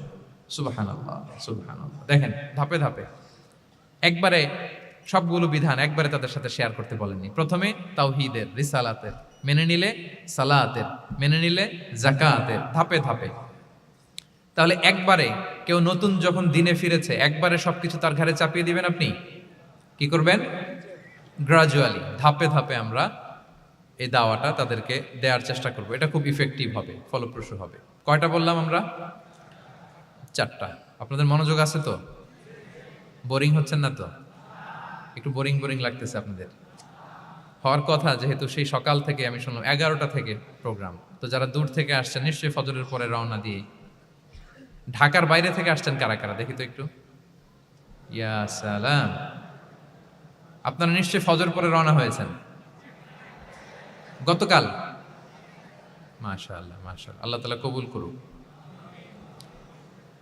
আসুন আমরা তাকবীর পড়ি, তাহলে আরেকটু এনার্জেটিক হব আমরা। লিল্লাহে তাকবীর, লিল্লাহে তাকবীর, লিল্লাহে তাকবীর। একটু এনার্জেটিক লাগতেছে না এখন? মাশাআল্লাহ, না ঠিক আছে ঠিক আছে, এই তো ঠিক আছে। আচ্ছা, 4টা কভার করে ফেলেছি। 5 নাম্বার হচ্ছে দাওয়ার মধ্যে ইমোশনাল ইন্টেলিজেন্স ইউজ করতে হবে, তাহলে এটা মোর ইফেক্টিভ হবে। মানে আপনি মানুষের আবেগ অনুভূতি নাড়িয়ে দিয়ে যদি দাওয়া দিতে পারেন, এটা তার শুদ্ধাচারের জন্য অনেক কাজে দেবে। ইমোশনাল ইন্টেলিজেন্স মানে তার আবেগ, ইমোশনকে আপনি ট্রিগার আপ করবেন, ওইটাতে আপনি টাচ করবেন, তাহলে দেখবেন যে সে একেবারে কাবু হয়ে গেছে। এটা রাসূল সাল্লাল্লাহু আলাইহি ওয়াসাল্লামের সিরাতে আমরা অনেক সময় দেখেছি যে ইমোশনাল ইন্টেলিজেন্সকে কাজে লাগিয়ে রাসূল সাল্লাল্লাহু আলাইহি ওয়াসাল্লাম তার আবেগ অনুভূতিতে এমনভাবে নাড়া দিয়েছেন, তাকে আল্লাহ তাআলা হেদায়েতের রাস্তায় নিয়ে এসেছে। সুবহানাল্লাহ। একটা ছোট্ট উদাহরণ দেই, মুসনাদে আহমদ ইবনে হাম্বলের হাদিস, কিভাবে ইমোশনাল ইন্টেলিজেন্স রাসূল সাল্লাল্লাহু আলাইহি ওয়াসাল্লাম ইউজ করতেন, আবেগ অনুভূতিকে কিভাবে নাড়া দিতেন রাসূল সাল্লাল্লাহু আলাইহি ওয়াসাল্লাম। এক যুবক এসে সাহাবাদের সামনে রাসূল সাল্লাল্লাহু আলাইহি ওয়াসাল্লামকে বললেন, ইয়া রাসূলুল্লাহ ইযান লি বিজিনা, হে আল্লাহর রাসূল আপনি আমাকে জিনার অনুমতি দেন। নাউযুবিল্লাহ, কিসের? জিনার, মানে ব্যভিচারের অনুমতি দেন, ব্যভিচার বা জিনার অনুমতি দেন। আশেপাশের সাহাবারা তো রেগে মেগে আগুন। ফাআকবাল আল কওমু আলাইহি ফাজাজারু, সবাই তাকে দৌড়ে ধরতে গেল আর ধমকাতে লাগলো, ছি ছি ছি, মাহ মাহ। আমরা যেটা বাংলায় বলি ছি ছি, আরবিতে ওনারা কি বলে? মাহ মাহ, ছি ছি, কি বলো তুমি? লজ্জা শরমের মাথা খেয়ে তুমি রাসূলুল্লাহর দরবারে এসে বলতেছে, হে আল্লাহর রাসূল আপনি জিনার অনুমতি দেন। যে রাসূল আল্লাহর পক্ষ থেকে বাণী শোনায়, ওয়ালা তাকরাবুজ জিনা, তোমরা ব্যভিচারের নিকটবর্তীও হয়েও না, আর তুমি সেই নবীর কাছে এসে আবদার করতেছো জিনার অনুমতি দেন। তারা যখন তেরে আসলো এই যুবকের দিকে, রাসূল সাল্লাল্লাহু আলাইহি ওয়াসাল্লাম তাদেরকে থামালেন, বললেন যে তোমরা থামো, যুবককে ডেকে আনো আমার কাছে। যুবককে নিয়ে আসা হলো, রাসূল সাল্লাল্লাহু আলাইহি ওয়াসাল্লাম তাকে পরম আদরে কাছে টেনে নিলেন। এবার তাকে জিজ্ঞেস করলেন, তুমি জিনার অনুমতি চাও না? বলে যে ইয়া রাসূলুল্লাহ, জি জিনার অনুমতি চাই। তখন রাসূল সাল্লাল্লাহু আলাইহি ওয়াসাল্লাম বললেন, তুমি আমাকে উত্তর দাও তো, তুমি বলো তো যে আতুহিব্বুহু লি উম্মিক, তুমি কি পছন্দ করবে যে কোনো পরপুরুষ তোমার মায়ের সাথে এই জিনাটা করুক? তোমার এটা ভালো লাগবে? সে বলে লা ইয়া রাসূলুল্লাহ, না কখনো না, আমার মায়ের সাথে কেউ এই পাপাচারে লিপ্ত হবে এটা কোনো মানুষ মেনে নেবে না, আমি কেন, কেউ মেনে নেবে না। তারপর রাসূল সাল্লাল্লাহু আলাইহি ওয়াসাল্লাম তাকে বললেন, আতুহিব্বুহু লিবনাতিক, তুমি তোমার কলিজার টুকরা সন্তান, কন্যা সন্তানের সাথে, তোমার কন্যার সাথে কেউ এই পাপ কাজটা করুক, এটা তুমি মেনে নিবে, এটা তুমি পছন্দ করো? সে বলল লা ইয়া রাসূলুল্লাহ, হে আল্লাহর রাসূল কোশ্চিন কালাও না, কখনো মানবো না, আমার মেয়ের সাথে কেউ এই কাজ করবে আমি কখনো মানবো না। রাসূল সাল্লাল্লাহু আলাইহি ওয়াসাল্লাম আবার তাকে প্রশ্নবাণে জর্জরিত করতে লাগলেন, আবার বললেন আতুহিব্বুহু লি উখতিক, তুমি কি তোমার প্রিয় বোনের সাথে কেউ এটা করুক, এই পাপাচারে লিপ্ত হোক, জিনা করুক, পছন্দ করবে? তোমার বোনকে কেউ এরকম করবে, অপমান করবে, এটা চাইবে তুমি? বলে কখনো না, লা ইয়া রাসূলুল্লাহ, কখনো না, কেউই তো পছন্দ করবে না এটা। তখন রাসূল সাল্লাল্লাহু আলাইহি ওয়াসাল্লাম বললেন, তুমি যার সাথে জিনার অনুমতি চাইছো সে তো কারো না কারো মা, কারো না কারো মেয়ে, কারো না কারো বোন, তুমি এভাবে কেন ভাবতে পারো না? সুবহানাল্লাহি বিহামদি। এই কথা বলার পরে তো সে একেবারে ইমোশনালি এমন ড্যামেজ হয়েছে, লজ্জায় কাচুমাচু হয়ে মাথা নিচু করে দাঁড়ায়। তখন রাসূল ইসলাম তার পিঠে একটা আলতো চাপড় মারলেন, পরম মমতায় আলতো চাপড় দিয়ে তার জন্য দোয়া করলেন, আল্লাহুম্মা গফির যামবাহ ওয়া তাহহির কলবাহ ওয়া হাসসিন ফারজাহ, আল্লাহ তুমি এই যুবকের পাপ মোচন করো, আল্লাহ তুমি তার অন্তরটাকে পরিশুদ্ধ করো, আল্লাহ তুমি তার চরিত্রটাকে নিষ্কলুষ করো। এই হাদিসের রাবি উনি বলতেছেন, ফালাম ইয়াকুন বা'দা যালিকাল ফাতা ইয়ালতাফিতু ইলা শাই, ওই দিনের পর থেকে এই যুবক কখনো কোনো পরনারীর দিকে রাস্তায় তাকায় নাই। এই ইমোশনালি যখন তাকে দুর্বল করা হলো, তাকে যখন এইভাবে রাসূল সাল্লাল্লাহু আলাইহি ওয়াসাল্লাম প্রেজেন্টেশন করলেন, হাদিসের বর্ণনাকারী বলেন এরপরে আমরা কোনোদিন তাকে পরনারীর দিকে তাকাতে দেখি নাই। তার হৃদয়টাকে আল্লাহ তাআলা পরিশুদ্ধ করে দেন। রাসূল সাল্লাল্লাহু আলাইহি ওয়াসাল্লাম ইউযাক্কিহিম, কিভাবে মানুষকে পরিশুদ্ধ করতে দেখেন, কিভাবে তার আবেগ অনুভূতিকে নাড়িয়ে তার চিন্তার জগতে আলোড়ন সৃষ্টি করে তাকে এমনভাবে কাবু করলেন যে রাসূল সাল্লাল্লাহু আলাইহি ওয়াসাল্লাম যেই দিকে তাকে গাইড করতেছে এখন সে সেদিকেই যেতে বাধ্য। সো এইটা আমাদেরকে করতে হবে, ইমোশনাল ইন্টেলিজেন্স কাজে লাগিয়ে মানুষের আবেগ অনুভূতিতে নাড়া দিয়ে যদি আপনি তাকে কোনো কথা, কোনো বার্তা, কোনো নাসিহাত করেন, তখন সেটা সে শুনে। এমন শোনা শুনে এমনভাবে সে হেদায়েতের পথে আসে যেটা আমরা কল্পনাও করতে পারি না। তাহলে এটা যেন আমরা করি, এটা খুবই প্রোডাক্টিভ, এটা খুবই ইফেক্টিভ, এটা খুবই ফ্রুটফুল, কাজে দেয় মানুষকে ইমোশনালি তাকে দেওয়া। এই পয়েন্টটা বুঝতে পেরেছেন তো সবাই, না? আলহামদুলিল্লাহ। কয়টা গেল? 5টা। 6 নাম্বার মেথোডোলজি হচ্ছে দাওয়া should be full of love. দাওয়া বললে এটার সাথে লাভ থাকতে হবে, লাভ, ভালোবাসা। যদি আপনি দাওয়া বলেন, এখানে লাভ থাকতে হবে। ইট কামস উইথ লাভ, ভালোবাসা। ভালোবাসা দিয়ে আপনি মানুষের হৃদয় জয় করতে হবে। আমরা দায়ীরা অনেক সময় বেশি জাজমেন্টাল হয়ে যাই। আরব শায়েকরা বলে যে নাহনু দুআত লাসনা কুদাত, আমরা দায়ী, আমরা জাজ নই, উই আর নট জাজেস। আমাদের অনেক দায়ীরা আমরা ভুল করে ফেলি। আমরা বলি যে ও খারাপ, ও এটা, ও জাহান্নামী, ও খারিজ। এরকম আমরা সবাইকে নাকচ করি। মনে হয় যেন সবাইরে জাহান্নামে পাঠাই, আমি একা জান্নাতে যেতে পারলেই সফল। আচ্ছা বলেন তো, সব গেল জাহান্নামে, আপনি একা শুধু জান্নাতে, ভাল লাগবে আপনার? এই যে আজকে আমরা এখানে সবাই ছাত্র, শিক্ষক, ডিস্টিংগুইশ গেস্টরা, উপরে আমাদের বোনরা, কত ভালো লাগতেছে না? ধরেন যে 2500 সিটিং ক্যাপাসিটির এই চীন মৈত্রী সম্মেলন কেন্দ্রে কেউ নাই, শুধু আপনি একা। এই বিশাল হল রুমে কেউ নাই, আপনি একা, ভাল লাগবে? তখন মিস্টার বিনের মতো হা হু করা লাগবে, শুধু একা একা, ঠিক না? তো সবাইকে জাহান্নামে পাঠিয়ে শুধু আমি জান্নাতে গেলে এটা আমার ভাল লাগবে না, ওই জান্নাতে। আমরা কিভাবে আমাদের জান্নাতের দলকে ভারী করতে পারি, এই চেষ্টাটা আমাদের বেশি বেশি করতে হবে, কি বলেন? তাহলে দাওয়া should be full of love, কারণ ভালোবাসা দিয়ে যা জয় করা যায়, কঠোরতা দিয়ে তা পারা যায় না। ভালোবাসা দিয়ে আপনি যেটা করতে পারবেন, কঠোরতা দিয়ে কখনো সেটা করতে পারবেন। আসুন আমরা হাদিস থেকে শুনি, সিরাত থেকে শুনি। আল্লাহর হাবিব সাল্লাল্লাহু আলাইহি ওয়াসাল্লাম মসজিদে নববীতে বসে আছেন সাহাবাদেরকে নিয়ে। হঠাৎ এক বেদুইনের আগমন। বেদুইন মানে যার মধ্যে নগর জীবনের কোনো নিয়ম কানুন সে দেখেনি, জানে না, বুঝে না। সিভিলাইজেশন বলতে যেটা বুঝি, ভদ্রতা, কার্টিসি, ম্যানার, এটা সে শিখেনি। এরকম এক বেদুইন অনেক দূর পল্লী থেকে মদিনার মসজিদে নববীতে এসেছে, কিন্তু সে ইসলাম ধর্ম গ্রহণ করেছে, মুসলিম। তো মসজিদে ঢুকে সে 2 রাকাত নামাজ পড়তেছে। এসে যে রাসূলকে সালাম দিবে, কথা, ওই কার্টিসিটাও নাই। রাসূল সাল্লাল্লাহু আলাইহি ওয়াসাল্লাম বসা ওইদিকে সাহাবাদের নিয়ে, সে তার মতো এসে এক জায়গায় মসজিদের সাথে তার উট বেঁধে সে 2 রাকাত নামাজ পড়ে দোয়া করতেছে আল্লাহর কাছে। কি দোয়া জানেন? দোয়ার মধ্যেও কাটিসি নাই। দোয়াতে বলে, ইয়া আল্লাহ, আল্লাহুম্মা আরহামনি ওয়ারহাম মুহাম্মাদা ওয়ালা তারহাম মা'ানা আহাদা। মানে আল্লাহ, তুমি শুধু আমারে রহম করো আর মুহাম্মদ সাল্লাল্লাহু আলাইহি ওয়াসাল্লামের রহম করো, আমাদের সাথে আর কাউরে রহম করো না তুমি।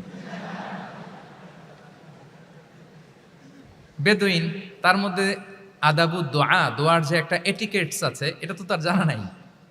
দোয়ায় অন্যদের জন্য দোয়া করলে যে নিজের লাভ, এটা সে জানতো না। আমি যদি বলি যে আল্লাহ এই ভাইদেরকে তুমি কবুল করো, তখন ফেরেশতারা বলে আল্লাহ যিনি দোয়া করতেছে আগে তাকে তুমি কবুল করো। কেউ অসুস্থ, আমি যদি বলি আল্লাহ আমার এই ভাইকে তুমি সুস্থ করো, আল্লাহর ফেরেশতারা বলে আল্লাহ যিনি দোয়া করলেন আগে তার রোগ বালাই থাকলে আগে তাকে সুস্থ করো। তো এই যে দোয়ার এটিকেটস, আদাব ও দোয়া, এটা সে জানতো না।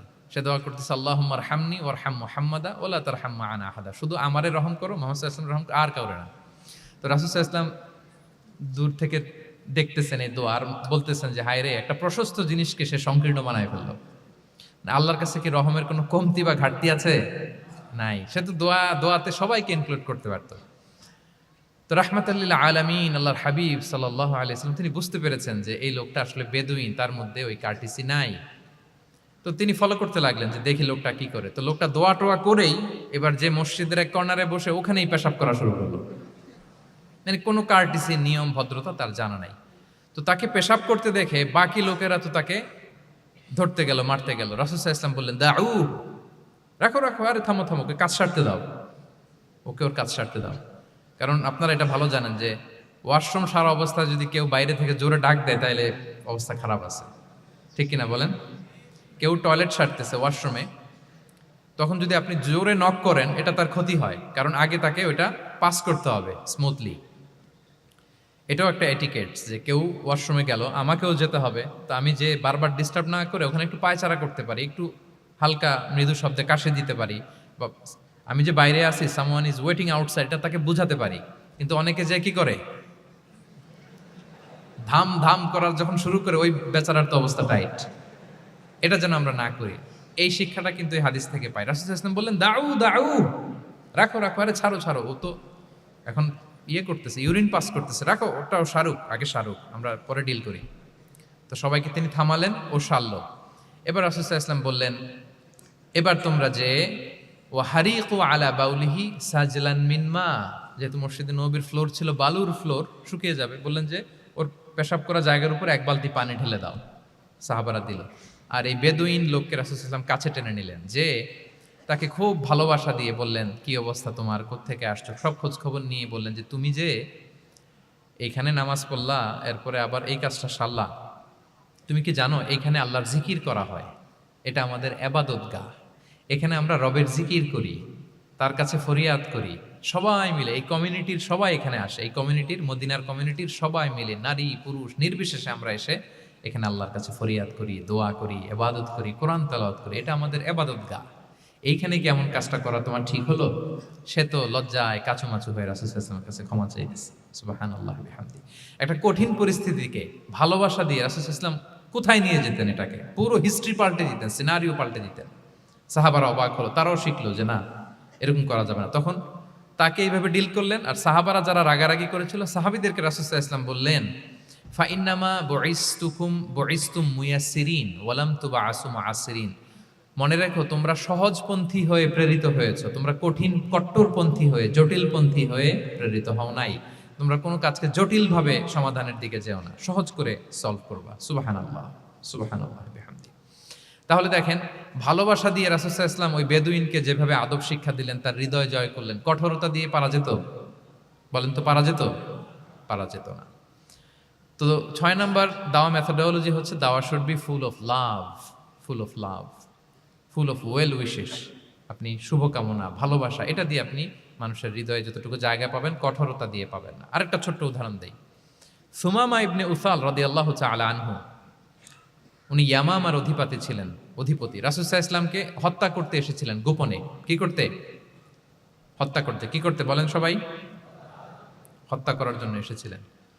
কিন্তু দুর্ভাগ্যক্রমে হত্যা করতে এসে সে ধরা পড়ে গেছে সাহাবীদের হাতে, হত্যার করতে পারে নাই সুমামা ইবনে উসাল। তো সাহাবীরা তাকে ধরে মসজিদে নববীর পিলারের সাথে বেঁধে রাখলো, বেঁধে রাসূল সাল্লাল্লাহু আলাইহি ওয়াসাল্লামকে ডাকলো।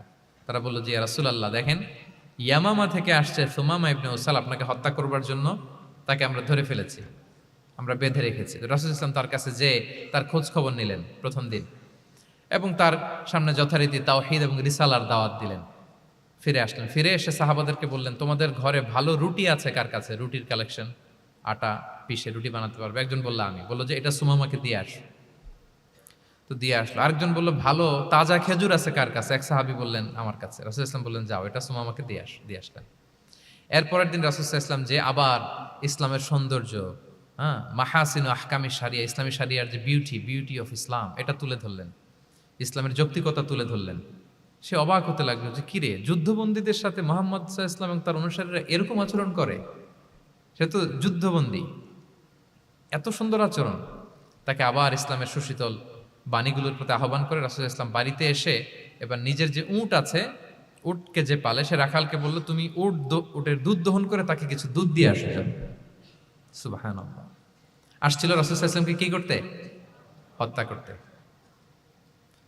তো তাকে ওটের গরম দুধ দিয়ে আসা হলো, সে পেট ভরে খেলো। তৃতীয় দিন এবার রাসূল সাল্লাল্লাহু আলাইহি ওয়াসাল্লাম যে ইসলামের যে ভবিষ্যৎ, ইসলাম মানলে যে জান্নাতে থাকা যাবে, এগুলো সব বললেন, এবং তাকে আরো অনেক মেহমানদারি করলেন, আপ্যায়ন করলেন। 3 দিন যখন রাসূল সাল্লাল্লাহু আলাইহি ওয়াসাল্লাম ইসলামকে তার সামনে এভাবে প্রেজেন্ট করলেন, আপ্যায়ন করলেন, ভালো আচরণ দেখালেন, সে অবাক হয়ে গেল। আল্লাহ তাআলা তার হৃদয়টাকে নূর দিয়ে আলোকিত করে দিলেন। 3 দিন পর রাসূল সাল্লাল্লাহু আলাইহি ওয়াসাল্লাম সাহাবীদেরকে ডেকে বললেন, যাও সুমামা ইবনে উসালের হাত পাগুলো যে রশি দিয়ে বেঁধে রেখেছো ছেড়ে দাও, রশিগুলো খুলে দাও। সাহাবারা বলেন কি ইয়া রাসূলুল্লাহ, সে তো খুনি, সে সুযোগ পেলেই তো অ্যাসাসিনেট করতো, তার হাতের রশি খুলে দিত, আপনাকে মেরে ফেলবে।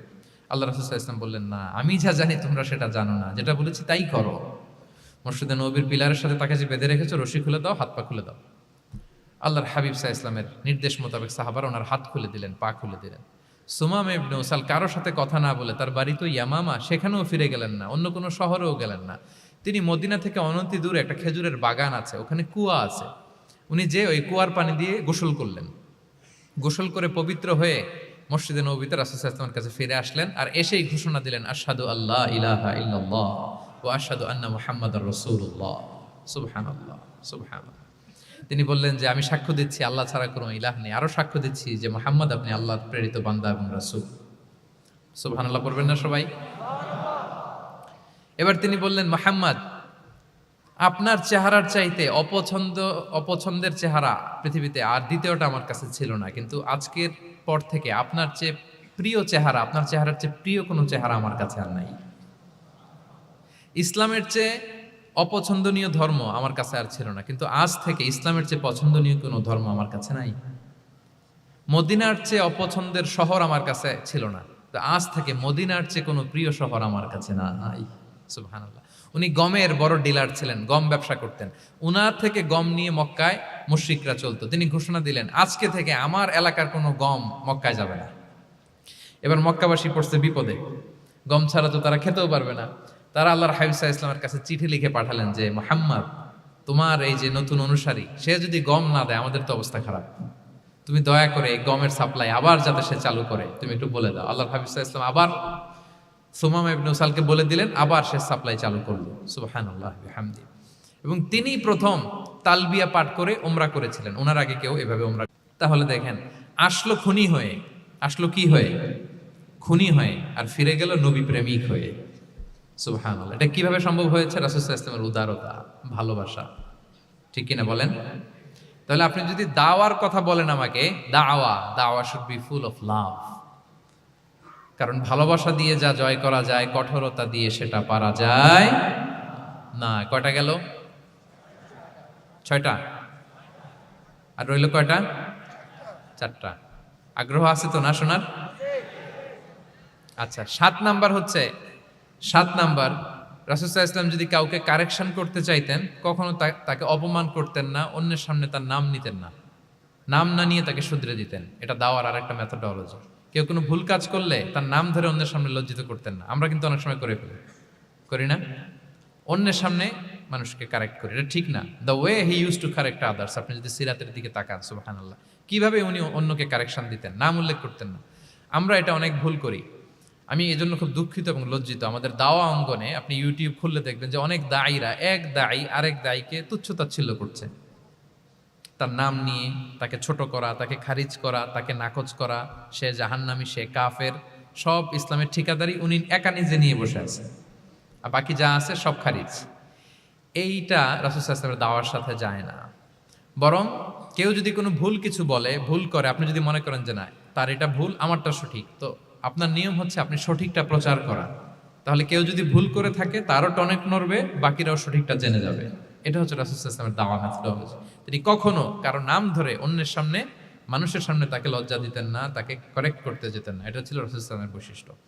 আসুন আমরা সিরাত থেকে দেখি, হাদিস থেকে দেখি।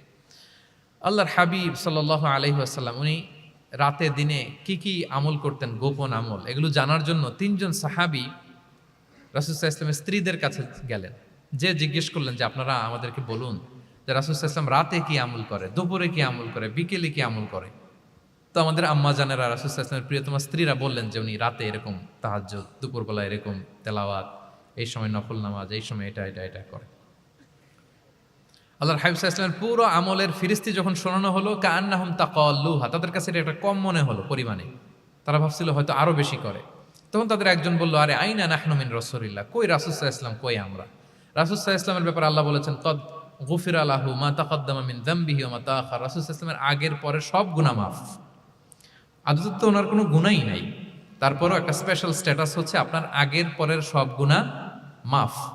তো তারা বলল, যেই মহান ব্যক্তির, যেই নবীর আগের পরের সব গুনাহ মাফ বলে ঘোষণা দেওয়া হয়েছে, তার সাথে তো আমাদের তুলনা করলে হবে না, আমাদের তো বেশি আমল করতে হবে। রাসূল সাল্লাল্লাহু আলাইহি ওয়াসাল্লাম হয়তো এই জন্য এই স্ট্যান্ডার্ড মেনটেন করেন না, এরকম করলে তো আমরা মাফ পাবো না আল্লাহর কাছে। ভালো চিন্তা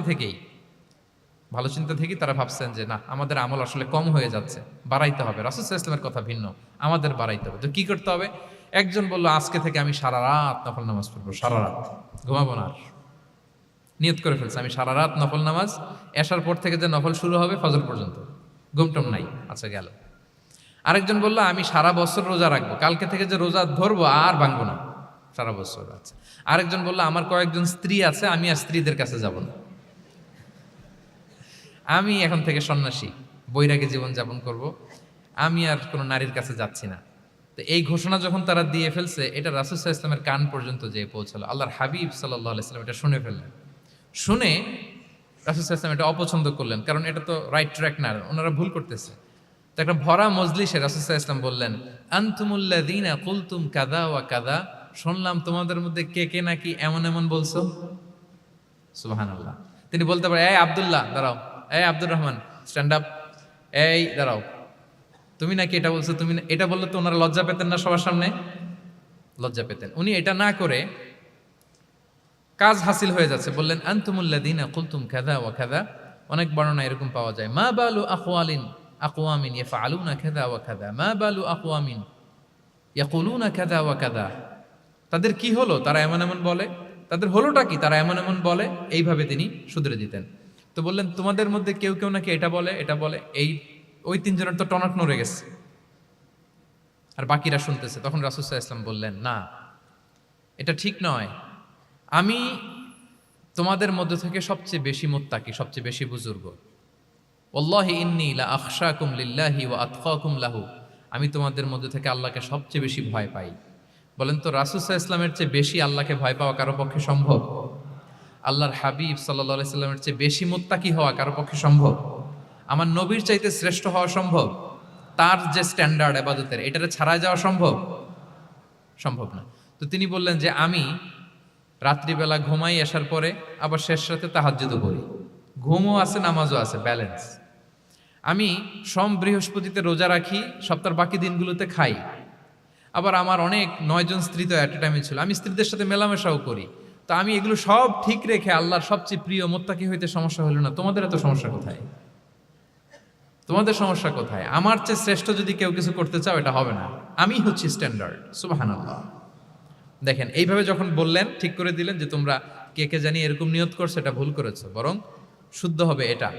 ওই তিনজনের টনক নড়ে গেছে, তারা শুধরে নিয়েছেন, আর বাকিরা সঠিক মেসেজটা, সঠিক নির্দেশনাটা জেনে গেল।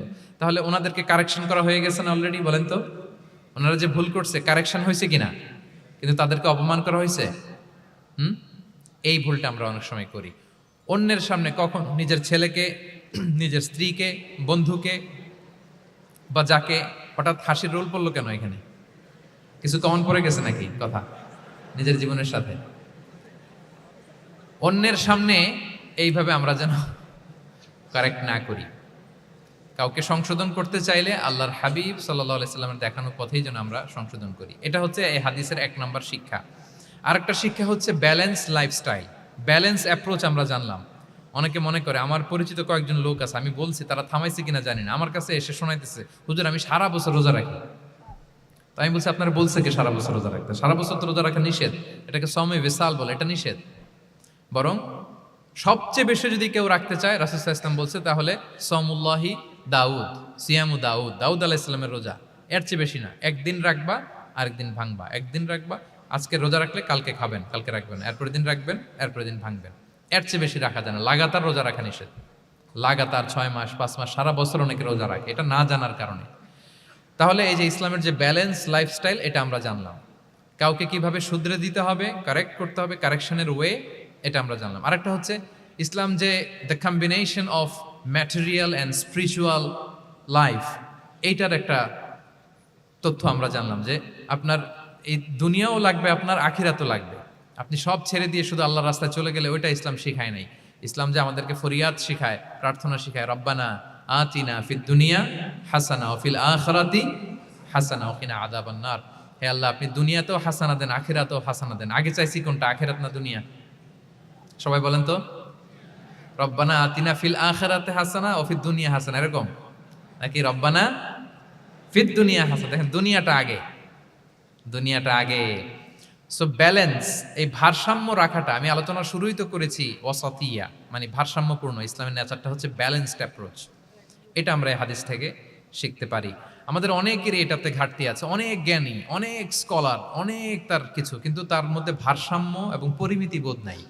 পরিমিতি বোধ, ভারসাম্য, ব্যালেন্স লাইফস্টাইল, এটা অনেকে অ্যাডপ্ট করতে পারে না। এটা বছরের পর বছর সাধনা করতে হয়, অ্যাডপ্ট করে নিতে হয় নিজের সাথে। তাহলে 7 নাম্বার হচ্ছে কাউকে শুধরে দিতে চাইলে আপনি কিভাবে শুধরে দিবেন এটা আমরা জানলাম। তাকে সবার সামনে লজ্জা দিয়ে শুধরে দেওয়া যাবে? তাহলে কৌশলে তাকে শুধরে দিতে হবে। পারা যাবে তো ইনশাআল্লাহ? কয়টা গেল? 8 নাম্বার। 8 নাম্বার হচ্ছে, এটা দায়ীদের জন্য অনেক বড় রিমাইন্ডার। সেটা হচ্ছে আমরা যে দাওয়া দেই এটা খেয়াল রাখতে হবে। আমি যা বলি ওটা সবার আগে অ্যাপ্লাই করতে হবে নিজের মধ্যে। আমরা অনেক সময় এটা করে ফেলি যে ভালো একটা হাদিস শুনলে, কোরআনের আয়াত শুনলে, একটা কিছু শুনলে মনে করি যে এগুলো এই সবার জন্য, মানে এটা বাদ, এখান থেকে শুরু, লাইনটা এখান থেকে শুরু, এইখান থেকে যারা আছে এই সবাই এগুলো পালন করবে, আমি এটার বাইরে। দেখবেন যার সাথেই কথা বলেন তার কোনো সমস্যা, তার দোষ, তার কিভাবে সেলফ ডেভেলপমেন্ট, আত্মোন্নয়ন, আত্মশুদ্ধি, শুদ্ধাচার এগুলো নিয়ে কথা নাই। খালি বলি যে কি সমস্যা রে ভাই সমাজে, জানেন শেষ হয়ে গেল দেশটা। তারপর রাজনীতিতে সমস্যা, সমাজে সমস্যা, হুজুরদের মধ্যে সমস্যা, ওদের মধ্যে সমস্যা, শুধু সমস্যা, মানে উনি সব জায়গায় সমস্যা দেখতে পায়। কিন্তু বেসিকলি আপনি যখন সমস্যা নিয়ে কথা বলবেন সবার আগে খেয়াল করতে হবে যে ওই সমস্যায় আমি আক্রান্ত কিনা। আমরা কেন যেন অন্যকে কাঠগড়ায় দাঁড় করাতে বেশি পছন্দ করি, কিন্তু নিয়ম হচ্ছে নিজেকে বারবার কাঠগড়ায় দাঁড় করানো, যে আমি ঠিক করতেছি কিনা, আসলে আমার মধ্যে শুদ্ধাচার আছে কিনা, আমার লেনদেন ঠিক আছে কিনা, আমার মধ্যে সততা আছে কিনা, do I live a decent life, আমি যা বলি আমি তা করি কিনা। এটা অনেক সময় আমরা ভুলে যাই। আমরা যা বলি সেটার জন্য আগে আমরা নিজে আমল করতে পারি। আল্লাহ তৌফিক দান করুন। আল্লাহ তাআলা বলছেন, ইয়া আইয়ুহাল্লাযীনা আমানু লিমা তাকুলুনা মা লা তাফআলুন, কেন তুমি সেটা বলো যেটা তুমি করো না, কেন সেটা বলো। সো আমরা যদি দাওয়া কাজ করতে চাই, আমি যে দাওয়াটা দিব বা নাসিহাত দিব বা বার্তাটা রাখবো, সবার আগে যেন এটা নিজের দিকে, ওই তীর যেন নিজের দিকে থাকে, যে না এটা আগে তোমার জন্য, আগে তুমি পালন করো, পাশাপাশি এটা সবার জন্য, এটা যেন আমরা করি। আল্লাহর হাবিব সাল্লাল্লাহু আলাইহি ওয়াসাল্লামের জীবনে যদি আমরা দেখি তাহলে দেখবো উনি যা বলতেন ওটা নিজে আগে বেশি করতেন। আল্লাহু আকবার। উনি ইবাদতের কথা বলতেন, আল্লাহর সামনে নিজেকে সঁপে দেওয়ার কথা বলতেন। আর নিজেকে কিভাবে সঁপে দিতেন দেখেন, তিনি যখন দোয়া করতেন নিজেকে ছোট করতে করতে তিনি আল্লাহরে বলতেন, আল্লাহুম্মা ইন্নী আবদুক ওয়াবনু আবদিক ওয়াবনু আমাতিক নাসিয়াতি বিয়াদিক, হে আল্লাহ আমি আপনার দাস, আল্লাহ আমি দাসের ঘরের দাস, দাসীর ঘরের দাস। মানে আমার পিতা আব্দুল্লাহ আপনার দাস, আমার মা আমিনা আপনার দাসী। সো আমরা সবাই আপনার গোলামের ঘরের গোলাম। এর চেয়ে তুচ্ছ, ছোট, নগণ্য করে কি আর আল্লাহর সামনে নিজেকে পেশ করা যায় বলেন? এরপর তিনি বলতেন, নাসিয়াতি বিয়াদিক, আল্লাহ আমার মাথার চুলের ঝুঁটি আপনার হাতের মুঠোয়। মাথার চুলের ঝুঁটি হাতের মুঠোয় মানে কি, আপনি ডানে টান দিলে আমি ডানে যেতে বাধ্য, আপনি বাঁয়ে টান দিলে মানে আমার আর কিছু নেই, আল্লাহ সব সঁপে দিলাম আপনার কাছে। কিভাবে নিজেকে তিনি সঁপে দিতেন। তাহাজ্জুদের সালাতে যখন রাতে দাঁড়াতেন, আম্মা জান আয়েশা রাদিয়াল্লাহু তাআলা আনহা বলেন, দাঁড়িয়ে থাকতে থাকতে পা দুইটা ফুলে যেত এরকম, হাত্তা তাতাফাত্তারা কদামা, খুব কষ্ট হতো আল্লাহ রাসূল সাল্লাল্লাহু আলাইহি ওয়াসাল্লামের। আম্মা জান আয়েশা বলতেন, ইয়া রাসূলুল্লাহ কদ গুফিরা লাকা মা তাকদ্দামা মিন যামবিকা ওয়া মা তাআখার, আল্লাহ তো বলেছেন আপনার সব গুনাহ মাফ, গুনাই তো নাই, তাও ঘোষণা সব গুনাহ মাফ, এত কষ্ট নিজের দেহের উপর নিজে কেন দেন? আল্লাহর হাবিব সাল্লাল্লাহু আলাইহি ওয়াসাল্লাম বলতেন, আফালা উহিব্বু আন আকুনা আবদান শাকুরা, হে আয়েশা এটা ঠিক আল্লাহ আমাকে মর্যাদা দিয়েছেন, কিন্তু আমি কি শুকরগুজার বান্দা হতে চাইবো না? আল্লাহর নেয়ামতে যে আমি ভেসে বেড়াই, আল্লাহর নেয়ামতে যে আমি বেঁচে আছি, আল্লাহর অনুগ্রহের কারণে যে আমার এত সম্মান, সে আল্লাহর প্রতি আমি কি নিজেকে পেশ করব না? আফালা উহিব্বু আন আকুনা আবদান শাকুরা, আমি কি শুকরগুজার হব না? আমার রোলটা তো আমাকে প্লে করতে হবে, আমাকে তো উজাড় করে আমার রবের সামনে আমাকে উপস্থাপন করতে হবে। দেখেন, শুধু বলতেন না, করে দেখাতেন। রাতের সালাতে যখন কিয়ামুল লাইল করতেন, কাঁদতে কাঁদতে দাড়ি ভিজে যেত, কাঁদতে কাঁদতে হাত্তা বাল্লাল আরদা হাত্তা বাল্লা লিহিয়াতাহু হাত্তা বাল্লা হাজরাহু, কাঁদতে কাঁদতে জুব্বা ভিজে যেত। সিজদায় পরে যখন থাকতেন কাঁদতে কাঁদতে জমিন ভিজিয়ে ফেলতেন আল্লাহর হাবিব সাল্লাল্লাহু আলাইহি ওয়াসাল্লাম। এভাবে নিজেকে আল্লাহ তাআলার সামনে পেশ করতেন। সো আমরা যারা দাওয়া অঙ্গনে কাজ করি, এটা খুব পিচ্ছিল পথ, এটা খুবই পিচ্ছিল। আমাদের খেয়াল রাখতে হবে যে আমি যা বলি এটা আমি করি কিনা। এটা দায়ীদের জন্য চ্যালেঞ্জিং। সে নিজে একটা ডিসেন্ট লাইফ লিড করা, তার নিজের মধ্যে সততা থাকা, নৈতিকতা থাকা, মোরালিটি, এথিক্স, ভ্যালিউজ নিয়ে যে আমরা বলি, ওই ভ্যালিউজের প্র্যাকটিস যেন আমাদের মধ্যে থাকে। আল্লাহ তাআলা আমাদেরকে তৌফিক দান করুক, আমরা পড়ি আমিন। 9 নম্বরে হচ্ছে কনসিডারেট হওয়া। রাসূল সাল্লাল্লাহু আলাইহি ওয়াসাল্লাম খুবই কনসিডারেট ছিলেন, এটা খুব গুরুত্বপূর্ণ, খেয়াল করে শুনুন। কনসিডারেট মানে খুব উচ্চ বিবেকবোধ সম্পন্ন ব্যক্তিত্ব, খুব বিবেকবোধ সম্পন্ন। আমাদের অনেকের মধ্যে এটা, আমাদের অনেকের সেন্স কাজ করে না। আল্লাহর হাবিব সাল্লাল্লাহু আলাইহি ওয়াসাল্লাম, he was a man of 6 senses, 6টা সেন্স ওনার কাজ করতো। সুবহানাল্লাহ, সুবহানাল্লাহ। কথা বলতেছেন, ওদিকে কি হচ্ছে, ওদিকে সব একসাথে একটা গ্লেন্সে তিনি মেনটেন করতেন। সুবহানাল্লাহ বিহামদি। তো এই উচ্চ বিবেকবোধ সম্পন্ন হইতে হবে দাঈদের। রাসূল সাল্লাল্লাহু আলাইহি ওয়াসাল্লাম একবার নামাজ পড়াচ্ছেন, পিছনে বাচ্চার কান্নার আওয়াজ, নামাজ ছোট করে দিয়েছেন, একেবারে ছোট, শর্ট শর্ট করে সিজদা, রুকু, মানে যতটুকু না হলেই না, অতটুকু করে নামাজ শেষ। জিজ্ঞেস করা হলো কেন? বললেন যে আমি দেখলাম একটা ছোট বাচ্চা কাঁদছে, এই বাচ্চার মায়ের বোধহয় খুব কষ্ট হয়ে যাচ্ছে পেছনে, বাচ্চাটাকে সামলাতে মহিলাদের প্রেয়ার হলে মাটার বোধহয় খুব কষ্ট হচ্ছে, এজন্য আমি নামাজটা একটু শর্ট করে দিয়েছি। সুবহানাল্লাহ। আমরা নামাজে দাঁড়ালে দিন দুনিয়ার হুঁশ নেই, কি হচ্ছে না হচ্ছে না, আপনার সব খেয়াল রাখতে হবে, কি হচ্ছে, you are a leader, you are a দাঈ, আপনাকে এটা খেয়াল রাখতে হবে। রাসূল সাল্লাল্লাহু আলাইহি ওয়াসাল্লাম এরকম উচ্চ বিবেকবোধ সম্পন্ন লোক ছিলেন। মুআয ইবনে জাবালকে এক জায়গার মদিনার পাশেই ইমাম করে পাঠালেন, ইমাম। তো ওই এলাকার মুসল্লিরা ছিলেন শ্রমজীবী। কি জীবী? শ্রমজীবী।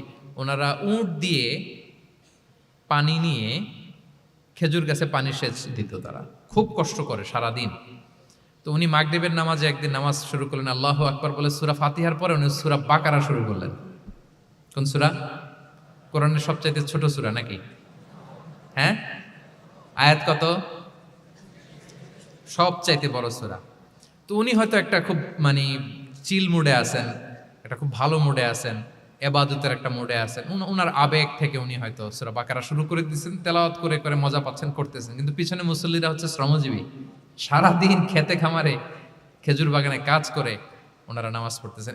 একদল তো নামাজ ছেড়ে দিছে, ছেড়ে দিয়ে নিজেরা নামাজ পড়ে আল্লাহর হাবিব সাল্লাল্লাহু আলাইহি ওয়াসাল্লামের কাছে যে বিচার দিলেন যে ইয়া রাসূলুল্লাহ, দেখেন এমন একজনকে ইমাম হিসেবে পাঠালেন, উনি মাগরিবের নামাজ শুরু করছে সূরা বাকারা দিয়ে। আমরা হচ্ছে শ্রমজীবী মানুষ, আমরা কি পারি এত সময় দাঁড়িয়ে থাকতে? রাসূল সাল্লাল্লাহু আলাইহি ওয়াসাল্লাম খুব রেগে গেলেন, খুব। মুআয ইবনে জাবাল রাদিয়াল্লাহু তাআলা ওনাকে ডেকে পাঠালেন। ডেকে কি শব্দ ইউজ করছে জানেন? উনি বললেন আফাত্তানুন আনতা ইয়া মুআয। ফাত্তান মানে ফিতনাবাজ। হে মুআয, তুমি কি সমাজে ফিতনা ছড়াচ্ছ? তোমাকে পাঠালাম সেখানকার ইউনিটি ধরে রাখতে, ইমাম হয়ে নামাজ পড়াবা, তালিম দিবা। আফাত্তান আনতা ইয়া মুআয, তুমি ফিতনা ছড়াচ্ছ? তুমি কেন সাব্বিহ ইসমা রাব্বিকাল আলা তোমার মুখস্থ নাই? ওয়াশ শামসি ওয়া দুহাহা মুখস্থ নাই? হাদিসে দুইটা সূরার কথা, যে এই সাইজের সূরাগুলো পারো না, তুমি এগুলো দিয়ে নামাজ পড়াবা যাতে ওদের কষ্ট না হয়। ওরা তো শ্রমজীবী সাহাবী, ওদের দিকে তো তোমার খেয়াল রাখতে হবে, কনসিডারেট হতে হবে। সুবহানাল্লাহ বিহামদি। দেখেন রাসূল সাল্লাল্লাহু আলাইহি ওয়াসাল্লাম ইমামকে এনে শাসন করলেন, বুঝিয়ে বললেন যে না, তোমাকে ছোট ছোট সূরায় নামাজ পড়াতে হবে যাতে করে কষ্ট না হয়। এবং রাসূল সাল্লাল্লাহু আলাইহি ওয়াসাল্লাম কাউকে কোনো দায়িত্ব দিয়ে কাজে পাঠালে ওনার বিখ্যাত একটা বাণী তিনি বলে দিতেন। আমার ভেরিফাইড যে ফেসবুক পেজের কভার ফটোতে দেখবেন এই হাদিসটা দেয়া। সেটা হচ্ছে তিনি কাউকে কোনো দায়িত্ব দিয়ে পাঠালে তিনি বলতেন বাশশিরু ওয়ালা তুনাফিরু, ইয়াসসিরু ওয়ালা তুআসসিরু। মানে তোমরা মানুষকে সুসংবাদ দিও, মানুষকে দিন থেকে ভাগিও না, দিনকে সহজ করে উপস্থাপন করো, দিনকে জটিল করে মানুষের সামনে উপস্থাপন করুন। আমরা এটা ভুল করি, এত কঠিনভাবে উপস্থাপন করি, ভাবে যে কঠিন করে উপস্থাপন করতে পারলেই বোধহয় ওনার ক্রেডিট। এরকম একটা মানসিকতা অনেকের আছে। কোনো মুফতি যদি এমন কোনো ফতুয়া দেয় যেটা সমাজের অধিকাংশ মুসলিম চেষ্টা করেও মানতে পারতেছে না, কঠিন হয়ে যাচ্ছে, তার মানে something is missing in the ফতোয়া, something is missing in the legal opinion, and the মুফতি should revise the issue again and again. তাকে আরও মুফতিদের সাথে রিভাইজ করতে হবে, আরও কিভাবে জীবন ঘনিষ্ঠ করে মাসালাটা দেয়া যায়, তাকে এটা ভাবতে হবে। কারণ আল্লাহ দিনের মধ্যে জটিলতা রাখেননি, কাঠিন্যতা রাখেননি। আমরা দিনকে কঠিনভাবে মানুষের কাছে উপস্থাপন করি, মানুষকে ভয় দেখাই, আমরা হতাশ করি, দিন থেকে ভাগাই। রাসূল সাল্লাল্লাহু আলাইহি ওয়াসাল্লাম বলেছেন খবরদার দিন থেকে ভাগিও না, সহজ করে মানুষের কাছে উপস্থাপন করো, দিনকে জটিল করে মানুষের কাছে উপস্থাপন করবে না। তো তাহলে কনসিডারেট ছিলেন রাসূল সাল্লাল্লাহু আলাইহি ওয়াসাল্লাম, খুব উচ্চ বিবেকবোধ সম্পন্ন ব্যক্তি ছিলেন। একবার মাগরিবের সালাতে অথবা এশার সালাতে হাদিসে এসেছে যে ইহদা সলাতাইল ইশা মানে মাগরিব অথবা এশায় হাসান হুসাইন রাদিয়াল্লাহু তাআলা আনহুমাকে নিয়ে তিনি নামাজে গেলেন। নামাজের এক পর্যায়ে সেজদারত অবস্থায় ওনার নাতি হাসান রাদিয়াল্লাহু তাআলা আনহু ওনার কাঁধের উপরে চেপে বসলেন, দীর্ঘ সেজদা দিলেন। এরপর যখন নামাজ শেষ করলেন, সাহাবারা বললেন ইয়া রাসূলুল্লাহ, এত লম্বা সেজদা দিতে তো কখনো দেখি নাই, নামাজে কি অসুস্থ হয়ে গেলেন নাকি, অথবা নামাজ চলা অবস্থায় কি কোরআনের আয়াত নাজিল হলো নাকি? রাসূল সাল্লাল্লাহু আলাইহি ওয়াসাল্লাম বললেন কুল্লু যালিকা লাম ইয়াকুন, একটাও না, বরং ওয়ালাকিন নাবনি ইতাহালানি, আমার নাতি আমার কাঁধে উঠছিল। ফাকারিহতু আন উআজ্জিলাহু হাত্তা ইয়াকদিয়া হাজাতা, আমি সেজদায় উঠতে গেলেই তো ও যে খেলতেছে এটা ডিস্টার্ব হয়ে যাবে, সো ওর যতক্ষণ না ওর খেলা শেষ না হয় আমি একটু ওয়েট করতেছিলাম। ওয়েট করতেছিলাম, তার খেলাধুলা শেষে তার সময় যখন হয়েছে নেমে গেছে, আমি তখন সেজদা থেকে মাথা উঠিয়েছি। কি কনসিডারেট ছিলেন দেখেন, কি উচ্চ বিবেকবোধ সম্পন্ন। অন্যের যাতে কষ্ট না হয়, অন্যের যে কোনো কনসার্ন, এগুলো সব তিনি খেয়াল রাখতেন। সো দাঈদের এরকম সিক্স সেন্সের অধিকারী হওয়ার চেষ্টা করতে হবে। আল্লাহ তাআলা আমাদেরকে তৌফিক দান করুন। কয়টা গেল? 9টা। আর একটা সর্বশেষ, এটা খুব গুরুত্বপূর্ণ, আপনাদের সাথে খুব রিলেভেন্ট, খুবই রিলেভেন্ট, মনোযোগ দিয়ে শুনুন। সেটা হচ্ছে প্রপার টাইমিং ফর দাওয়া। দাওয়ার জন্য টাইমিংটা খুব গুরুত্বপূর্ণ। টাইমিংয়ে প্রপার টাইমে যদি দেন, ওটা ক্লিক করবে, ওটা স্পার্ক করবে। আর যদি সময় মতো না হয়, ওটা কাজ করবে না। প্রপার টাইমে প্রপার দাওয়াটা দিতে হয়, সঠিক সময়ের অপেক্ষা করা, যখন সেই সময়টা আসছে তখন দাওয়া দেওয়া। বুঝতে পেরেছেন না ব্যাপারটা? একটা ছোট্ট উদাহরণ দেই। এক ইহুদি কিশোর রাসূল সাল্লাল্লাহু আলাইহি ওয়াসাল্লামের খেদমত করতো। ইহুদি কিশোর, কোন ধর্মের কিশোর বলেন তো? ইহুদি কিশোর। প্রায় আসতো রাসূল সাল্লাল্লাহু আলাইহি ওয়াসাল্লামের কাছে, আসতো রাসূল সাল্লাল্লাহু আলাইহি ওয়াসাল্লামের সেবা করতো, কিন্তু তাকে কখনো রাসূল সাল্লাল্লাহু আলাইহি ওয়াসাল্লাম দিনের দাওয়াত দেন নাই। ছেলেটা ইহুদি, কিন্তু তার সামনে কখনো দিনের দাওয়াত তিনি দেন নাই। তো একদিন দেখে যে ওই ছেলে আসে না, লাগাতার এরকম কয়েকদিন যাবত ওই ছেলে আর আসে না। তখন রাসূল সাল্লাল্লাহু আলাইহি ওয়াসাল্লাম খোঁজ নিলেন যে কি হয়েছে। তখন রাসূল সাল্লাল্লাহু আলাইহি ওয়াসাল্লাম শুনতে পেলেন যে ছেলেটা অসুস্থ। ছেলেটা কি? অসুস্থ। আল্লাহর হাবিব সাল্লাল্লাহু আলাইহি ওয়াসাল্লাম তার বাসায় গেলেন, যে দেখতেন যে বিছানায় পড়ে আছে ছেলেটা।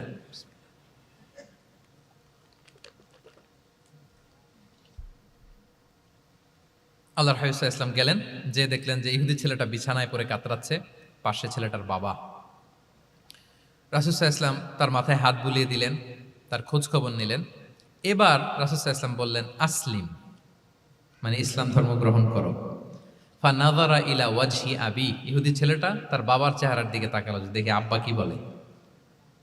বাবা যেহেতু দাঁড়ায় আছে, ফানাযারা ইলা ওয়াজহি আবি, বাবার চেহারার দিকে মুমূর্ষ ছেলেটা বাবার চেহারার দিকে তাকালো। তো বাবা বলল, আতি আবুল কাসিম, মানে আবুল কাসিম যা বলে তাই শোনো। রাসূল সাল্লাল্লাহু আলাইহি ওয়াসাল্লামের বড় ছেলের নাম ছিল কাসিম, ফলে ওনাকে আবুল কাসিম বলে মদিনাতে ডাকা হতো। আমাদেরও তো বড় ছেলে বা বড় মেয়ের নাম ধরে ডাকে না? ধরেন যে আপনার বড় ছেলের নাম আব্দুল্লাহ, তো আপনারা বলে আব্দুল্লাহর বাবা। রাসূল সাল্লাল্লাহু আলাইহি ওয়াসাল্লামকে মদিনায় বলা হতো কাসিমের বাবা।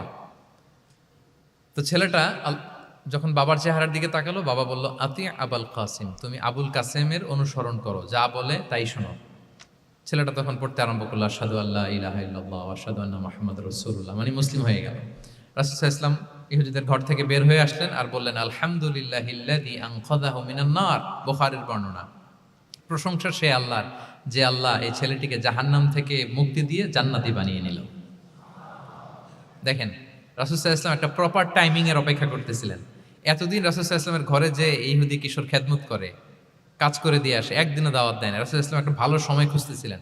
শুরুতেই যদি দাওয়াত দেয়, ওই ছেলে আশাই বন্ধ করবে, ভাববে খাইছে, আমার তো ধর্মান্তরিত করতে চায়। ঠিক কিনা বলেন? যে আমার একটা ফেইথ আছে, সে তো আমার ফেইথ কেড়ে নিতে চায়, বা তার বাবাও ভয় পাবে। রাসূল সাল্লাল্লাহু আলাইহি ওয়াসাল্লাম যখন অনেকদিন তার সাথে মিশলেন, রাসূল সাল্লাল্লাহু আলাইহি ওয়াসাল্লামের ব্যক্তিত্ব, রাসূল সাল্লাল্লাহু আলাইহি ওয়াসাল্লামের কথা বার্তা, আচরণ, মানসিকতা সব দেখে যখন এই ইহুদি ছেলে, তার বাবা ইমপ্রেসড, এবং ছেলেটা শুয়ে আছে বিছানায় মুমূর্ষ, এই প্রপার একটা টাইমিং এর অপেক্ষায় রাসূল সাল্লাল্লাহু আলাইহি ওয়াসাল্লাম ছিলেন। যখনই সেই সময়টা এসেছে, রাসূল সাল্লাল্লাহু আলাইহি ওয়াসাল্লাম দাওয়াত দিলেন, মুহূর্তের মধ্যে ক্লিক। আল্লাহু আকবার। এই প্রপার টাইমিং এর অপেক্ষা আমাদেরকে করতে হবে। এই সুযোগটা কিন্তু আপনাদের আছে। আমি শুরুতেই বলেছি যে ডক্টরস যারা, তাদের কাছে মানুষ কখন আসে? সুদিনকালে না দুর্দিনকালে? বলেন, তার বিপদ, এর চেয়ে বড় বিপদ নাই। ক্যান্সার নিয়ে আসছে, ডায়াবেটিক্স নিয়ে আসছে, অসুস্থ, অসহায়, মানে ভাবখানা এমন, আপনি ছাড়া তার আর কোনো গতি নাই। ঠিক কিনা বলেন? এই প্রপার টাইমে যখন আপনি মনে করবেন যে now it's high time to give দাওয়া, জাস্ট ডু ইট। যখন মনে করবেন যে না, এখন একটা সুন্দর সময়, এখন বললে এটা কাজে দিবে, ওই সময়টাকে আপনি কাজে লাগান। তাহলে দাওয়া মেথোডোলজি সর্বশেষ পয়েন্ট হচ্ছে প্রপার টাইমিং ফর দাওয়া। যখন দাওয়া দিলে কাজে লাগবে, ঠিক তখন দিতে হবে। কি পারা যাবে তো ইনশাআল্লাহ? আল্লাহ তাআলা আমাদের সবাইকে তৌফিক দান করুন। তাহলে প্রিয় ভাইয়েরা, আমি একটু রিভাইজ করি আপনাদের সাথে কি কি নিয়ে কথা বললাম। প্রথমে আমরা বলেছি যে আমাদের মধ্যমপন্থী হইতে হবে, বাড়াবাড়িও করা যাবে না, ছাড়াছাড়িও করা যাবে না। আমরা কোথায় থাকবো? মাঝামাঝি, মাঝামাঝি। এরপরে আমরা বললাম ওরাল দাওয়ার চেয়ে প্র্যাকটিক্যাল দাওয়া, লিভিং দায়ী হইতে পারলে ওইটার ইফেক্ট অনেক বেশি। এরপর আমরা আল্লাহর হাবিব সাল্লাল্লাহু আলাইহি ওয়াসাল্লামের সিরা এবং সুন্নাহ থেকে 10টা মেথোডোলজি, দাওয়া মেথোডোলজি আলোচনা করেছি। তার প্রথমটা ছিল ভেরি সফট অ্যান্ড মাইল্ড, দাওয়া ল্যাঙ্গুয়েজটা সফট অ্যান্ড মাইল্ড হতে হবে। 2 নাম্বার, কোশ্চেন থ্রো করতে হবে অ্যাটেনশন ড্র করার জন্য। 3 নম্বরে visual explanation to make the দাওয়া মোর ইফেক্টিভ অ্যান্ড প্রোডাক্টিভ। তারপরে 4 নাম্বার, গ্রাজুয়ালিটি, ধীরে ধীরে ধাপে ধাপে, একবারে সব চাপিয়ে দেওয়া যাবে না। 5 নম্বরে ইমোশনাল ইন্টেলিজেন্স ইউজ করতে হবে। 6 নম্বরে ফুল অফ লাভ, দাওয়া should be full of love. 7 নম্বরে কাউকে শুধরে দিতে চাইলে লজ্জা দিয়ে অন্যের সামনে শুধরে দিতে দেয়া যাবে না, রাসূল সাল্লাল্লাহু আলাইহি ওয়াসাল্লাম যেভাবে শিখিয়েছেন ওইভাবে কারেক্ট করতে হবে। 8 নম্বরে দাওয়া should be applied in yourself, আগে নিজের মধ্যে। 9 নম্বরে কনসিডারেট হইতে হবে, উচ্চ বিবেকবোধ সম্পন্ন। আচ্ছা, 10 নম্বরে প্রপার টাইমিং, ঝোপবোঝে কোপ, বাংলা একটা কথা বলে না, কি বলে? ঝোপবোঝে, তার মানে সময় মতো, সময়ের 1/4, অসময়ের সময় মতো। যখন আপনি মনে করবেন it's high time to give দাওয়া, ডু ইট, এটা করেন। এইভাবে আল্লাহ রাসূল সাল্লাল্লাহু আলাইহি সাল্লামের দাওয়া মেথোডোলজি ফলো করে যদি আমরা দাওয়া কাজ করি, দাওয়াটা প্রোডাক্টিভ হবে এবং খুব ইফেক্টিভ হবে। আশা করি আল্লাহর হাবিব সাল্লাল্লাহু আলাইহি ইসলামের এই যে দাওয়া মেথোডোলজি এবং এটা কিভাবে আমাদের সাথে রেলেভেন্ট হতে পারে, কিভাবে এটাকে আমরা ইফেক্টিভ করতে পারি আর প্রোডাক্টিভ করতে পারি, এ ব্যাপারে আপনারা একটা মোটামুটি ধারণা পেয়েছেন। কি বলেন? ধারণা পেয়েছেন তো? এগুলো অ্যাপ্লাই করবেন তো সময় মতো ইনশাআল্লাহ। আল্লাহ তাআলা আমাদের সবাইকে কথাগুলো বুঝার ও আমল করার তৌফিক দান করুক। আমি আবারও মেডিকেল দাওয়া সোসাইটিকে ধন্যবাদ জানাই। ইনশাআল্লাহ পরবর্তীতে আরও যদি এরকম কোনো প্রোগ্রাম হয়, সুযোগ হলে আমরা আবারও অ্যাটেন্ড করব, আবারও কথা বলবো, আবারও আমরা দাওয়ার বিভিন্ন খুঁটিনাটি বিষয় নিয়ে হাতে কলমে দেখার এবং শেখার চেষ্টা করবো ইনশাআল্লাহ। সম্মানিত সুধী, এখানে আমি শুনেছি আমাদের সত্যায়নের একটা স্টল এসেছে, যেখান থেকে আমার রিসেন্টলি এবছরের একটা বই এসেছে, এক নজরে কোরআন। কোরআনের 114 সূরার সার নির্যাস আমরা তুলে ধরার চেষ্টা করেছি। বইটা এখান থেকে কিনা যাবে না, ওনারা জাস্ট দেখানোর জন্য 10টা কপি এনেছে। আপনারা শুরুতে যেই যদি 10 জন কিনে ফেলেন তাইলে বাকিরা বঞ্চিত হবে। এজন্য আমি ওদেরকে বলে দিয়েছি বিক্রি করবা না, বিক্রি করা যাবে না, কারণ হাজার হাজার লক্ষ লক্ষ মানুষ প্রি অর্ডার করে রেখেছে, ওগুলো সাপ্লাই দিতেই পাবলিশারদের অবস্থা খারাপ। আমি চাইবো যে আপনারা বইটা একটু ধরে নেড়ে চেড়ে দেখে যাবেন যে আমরা কি করেছি আপনাদের জন্য। কোরআনের 114টা সূরার সারমর্ম, জিস্ট আমরা খুব সহজে নিয়ে আসার চেষ্টা করেছি। আশা করি পরবর্তীতে যদি কালেক্ট করেন আপনারা উপকৃত হবেন ইনশাআল্লাহ। যতগুলো কথা বললাম সবগুলো কথা আল্লাহ তাআলা প্রথমে আমাকে আমল করার তৌফিক দান করুক এবং আপনাদের সবাইকে আমল করার তৌফিক দান করুক। আল্লাহ তাআলা আপনাদের সবাইকে ভালো রাখুন, সুস্থ রাখুন, ঈমানের সাথে রাখুন। আমি আপনাদের জন্য প্রাণ ভরে দোয়া করছি এবং সবার কাছে দোয়া চেয়ে শেষ করছি। হাযা মা ইনদি ওয়াল ইলমু ইনদাল্লাহি আলাইহি তাওয়াক্কালতু ওয়া ইলাইহি উনীব। আসসালামু আলাইকুম ওয়া রাহমাতুল্লাহি ওয়া বারাকাতুহু।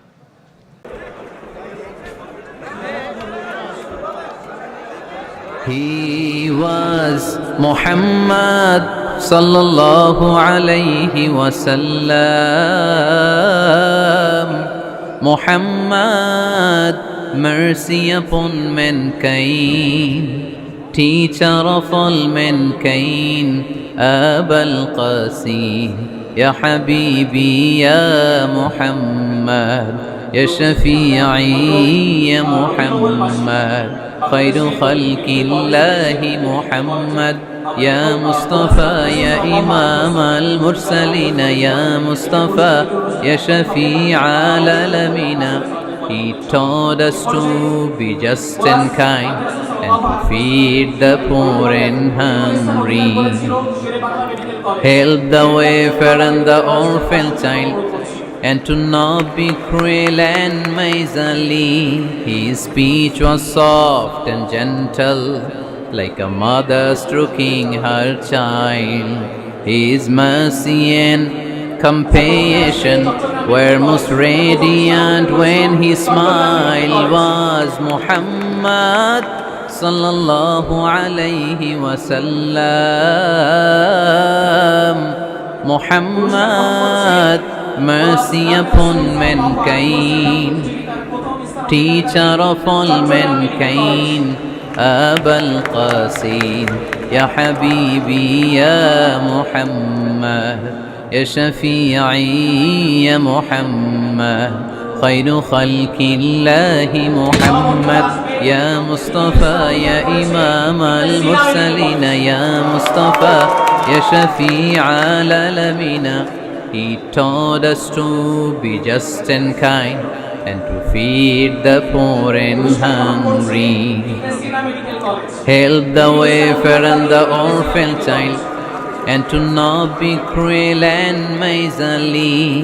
His speech was soft and gentle, like a mother stroking her child.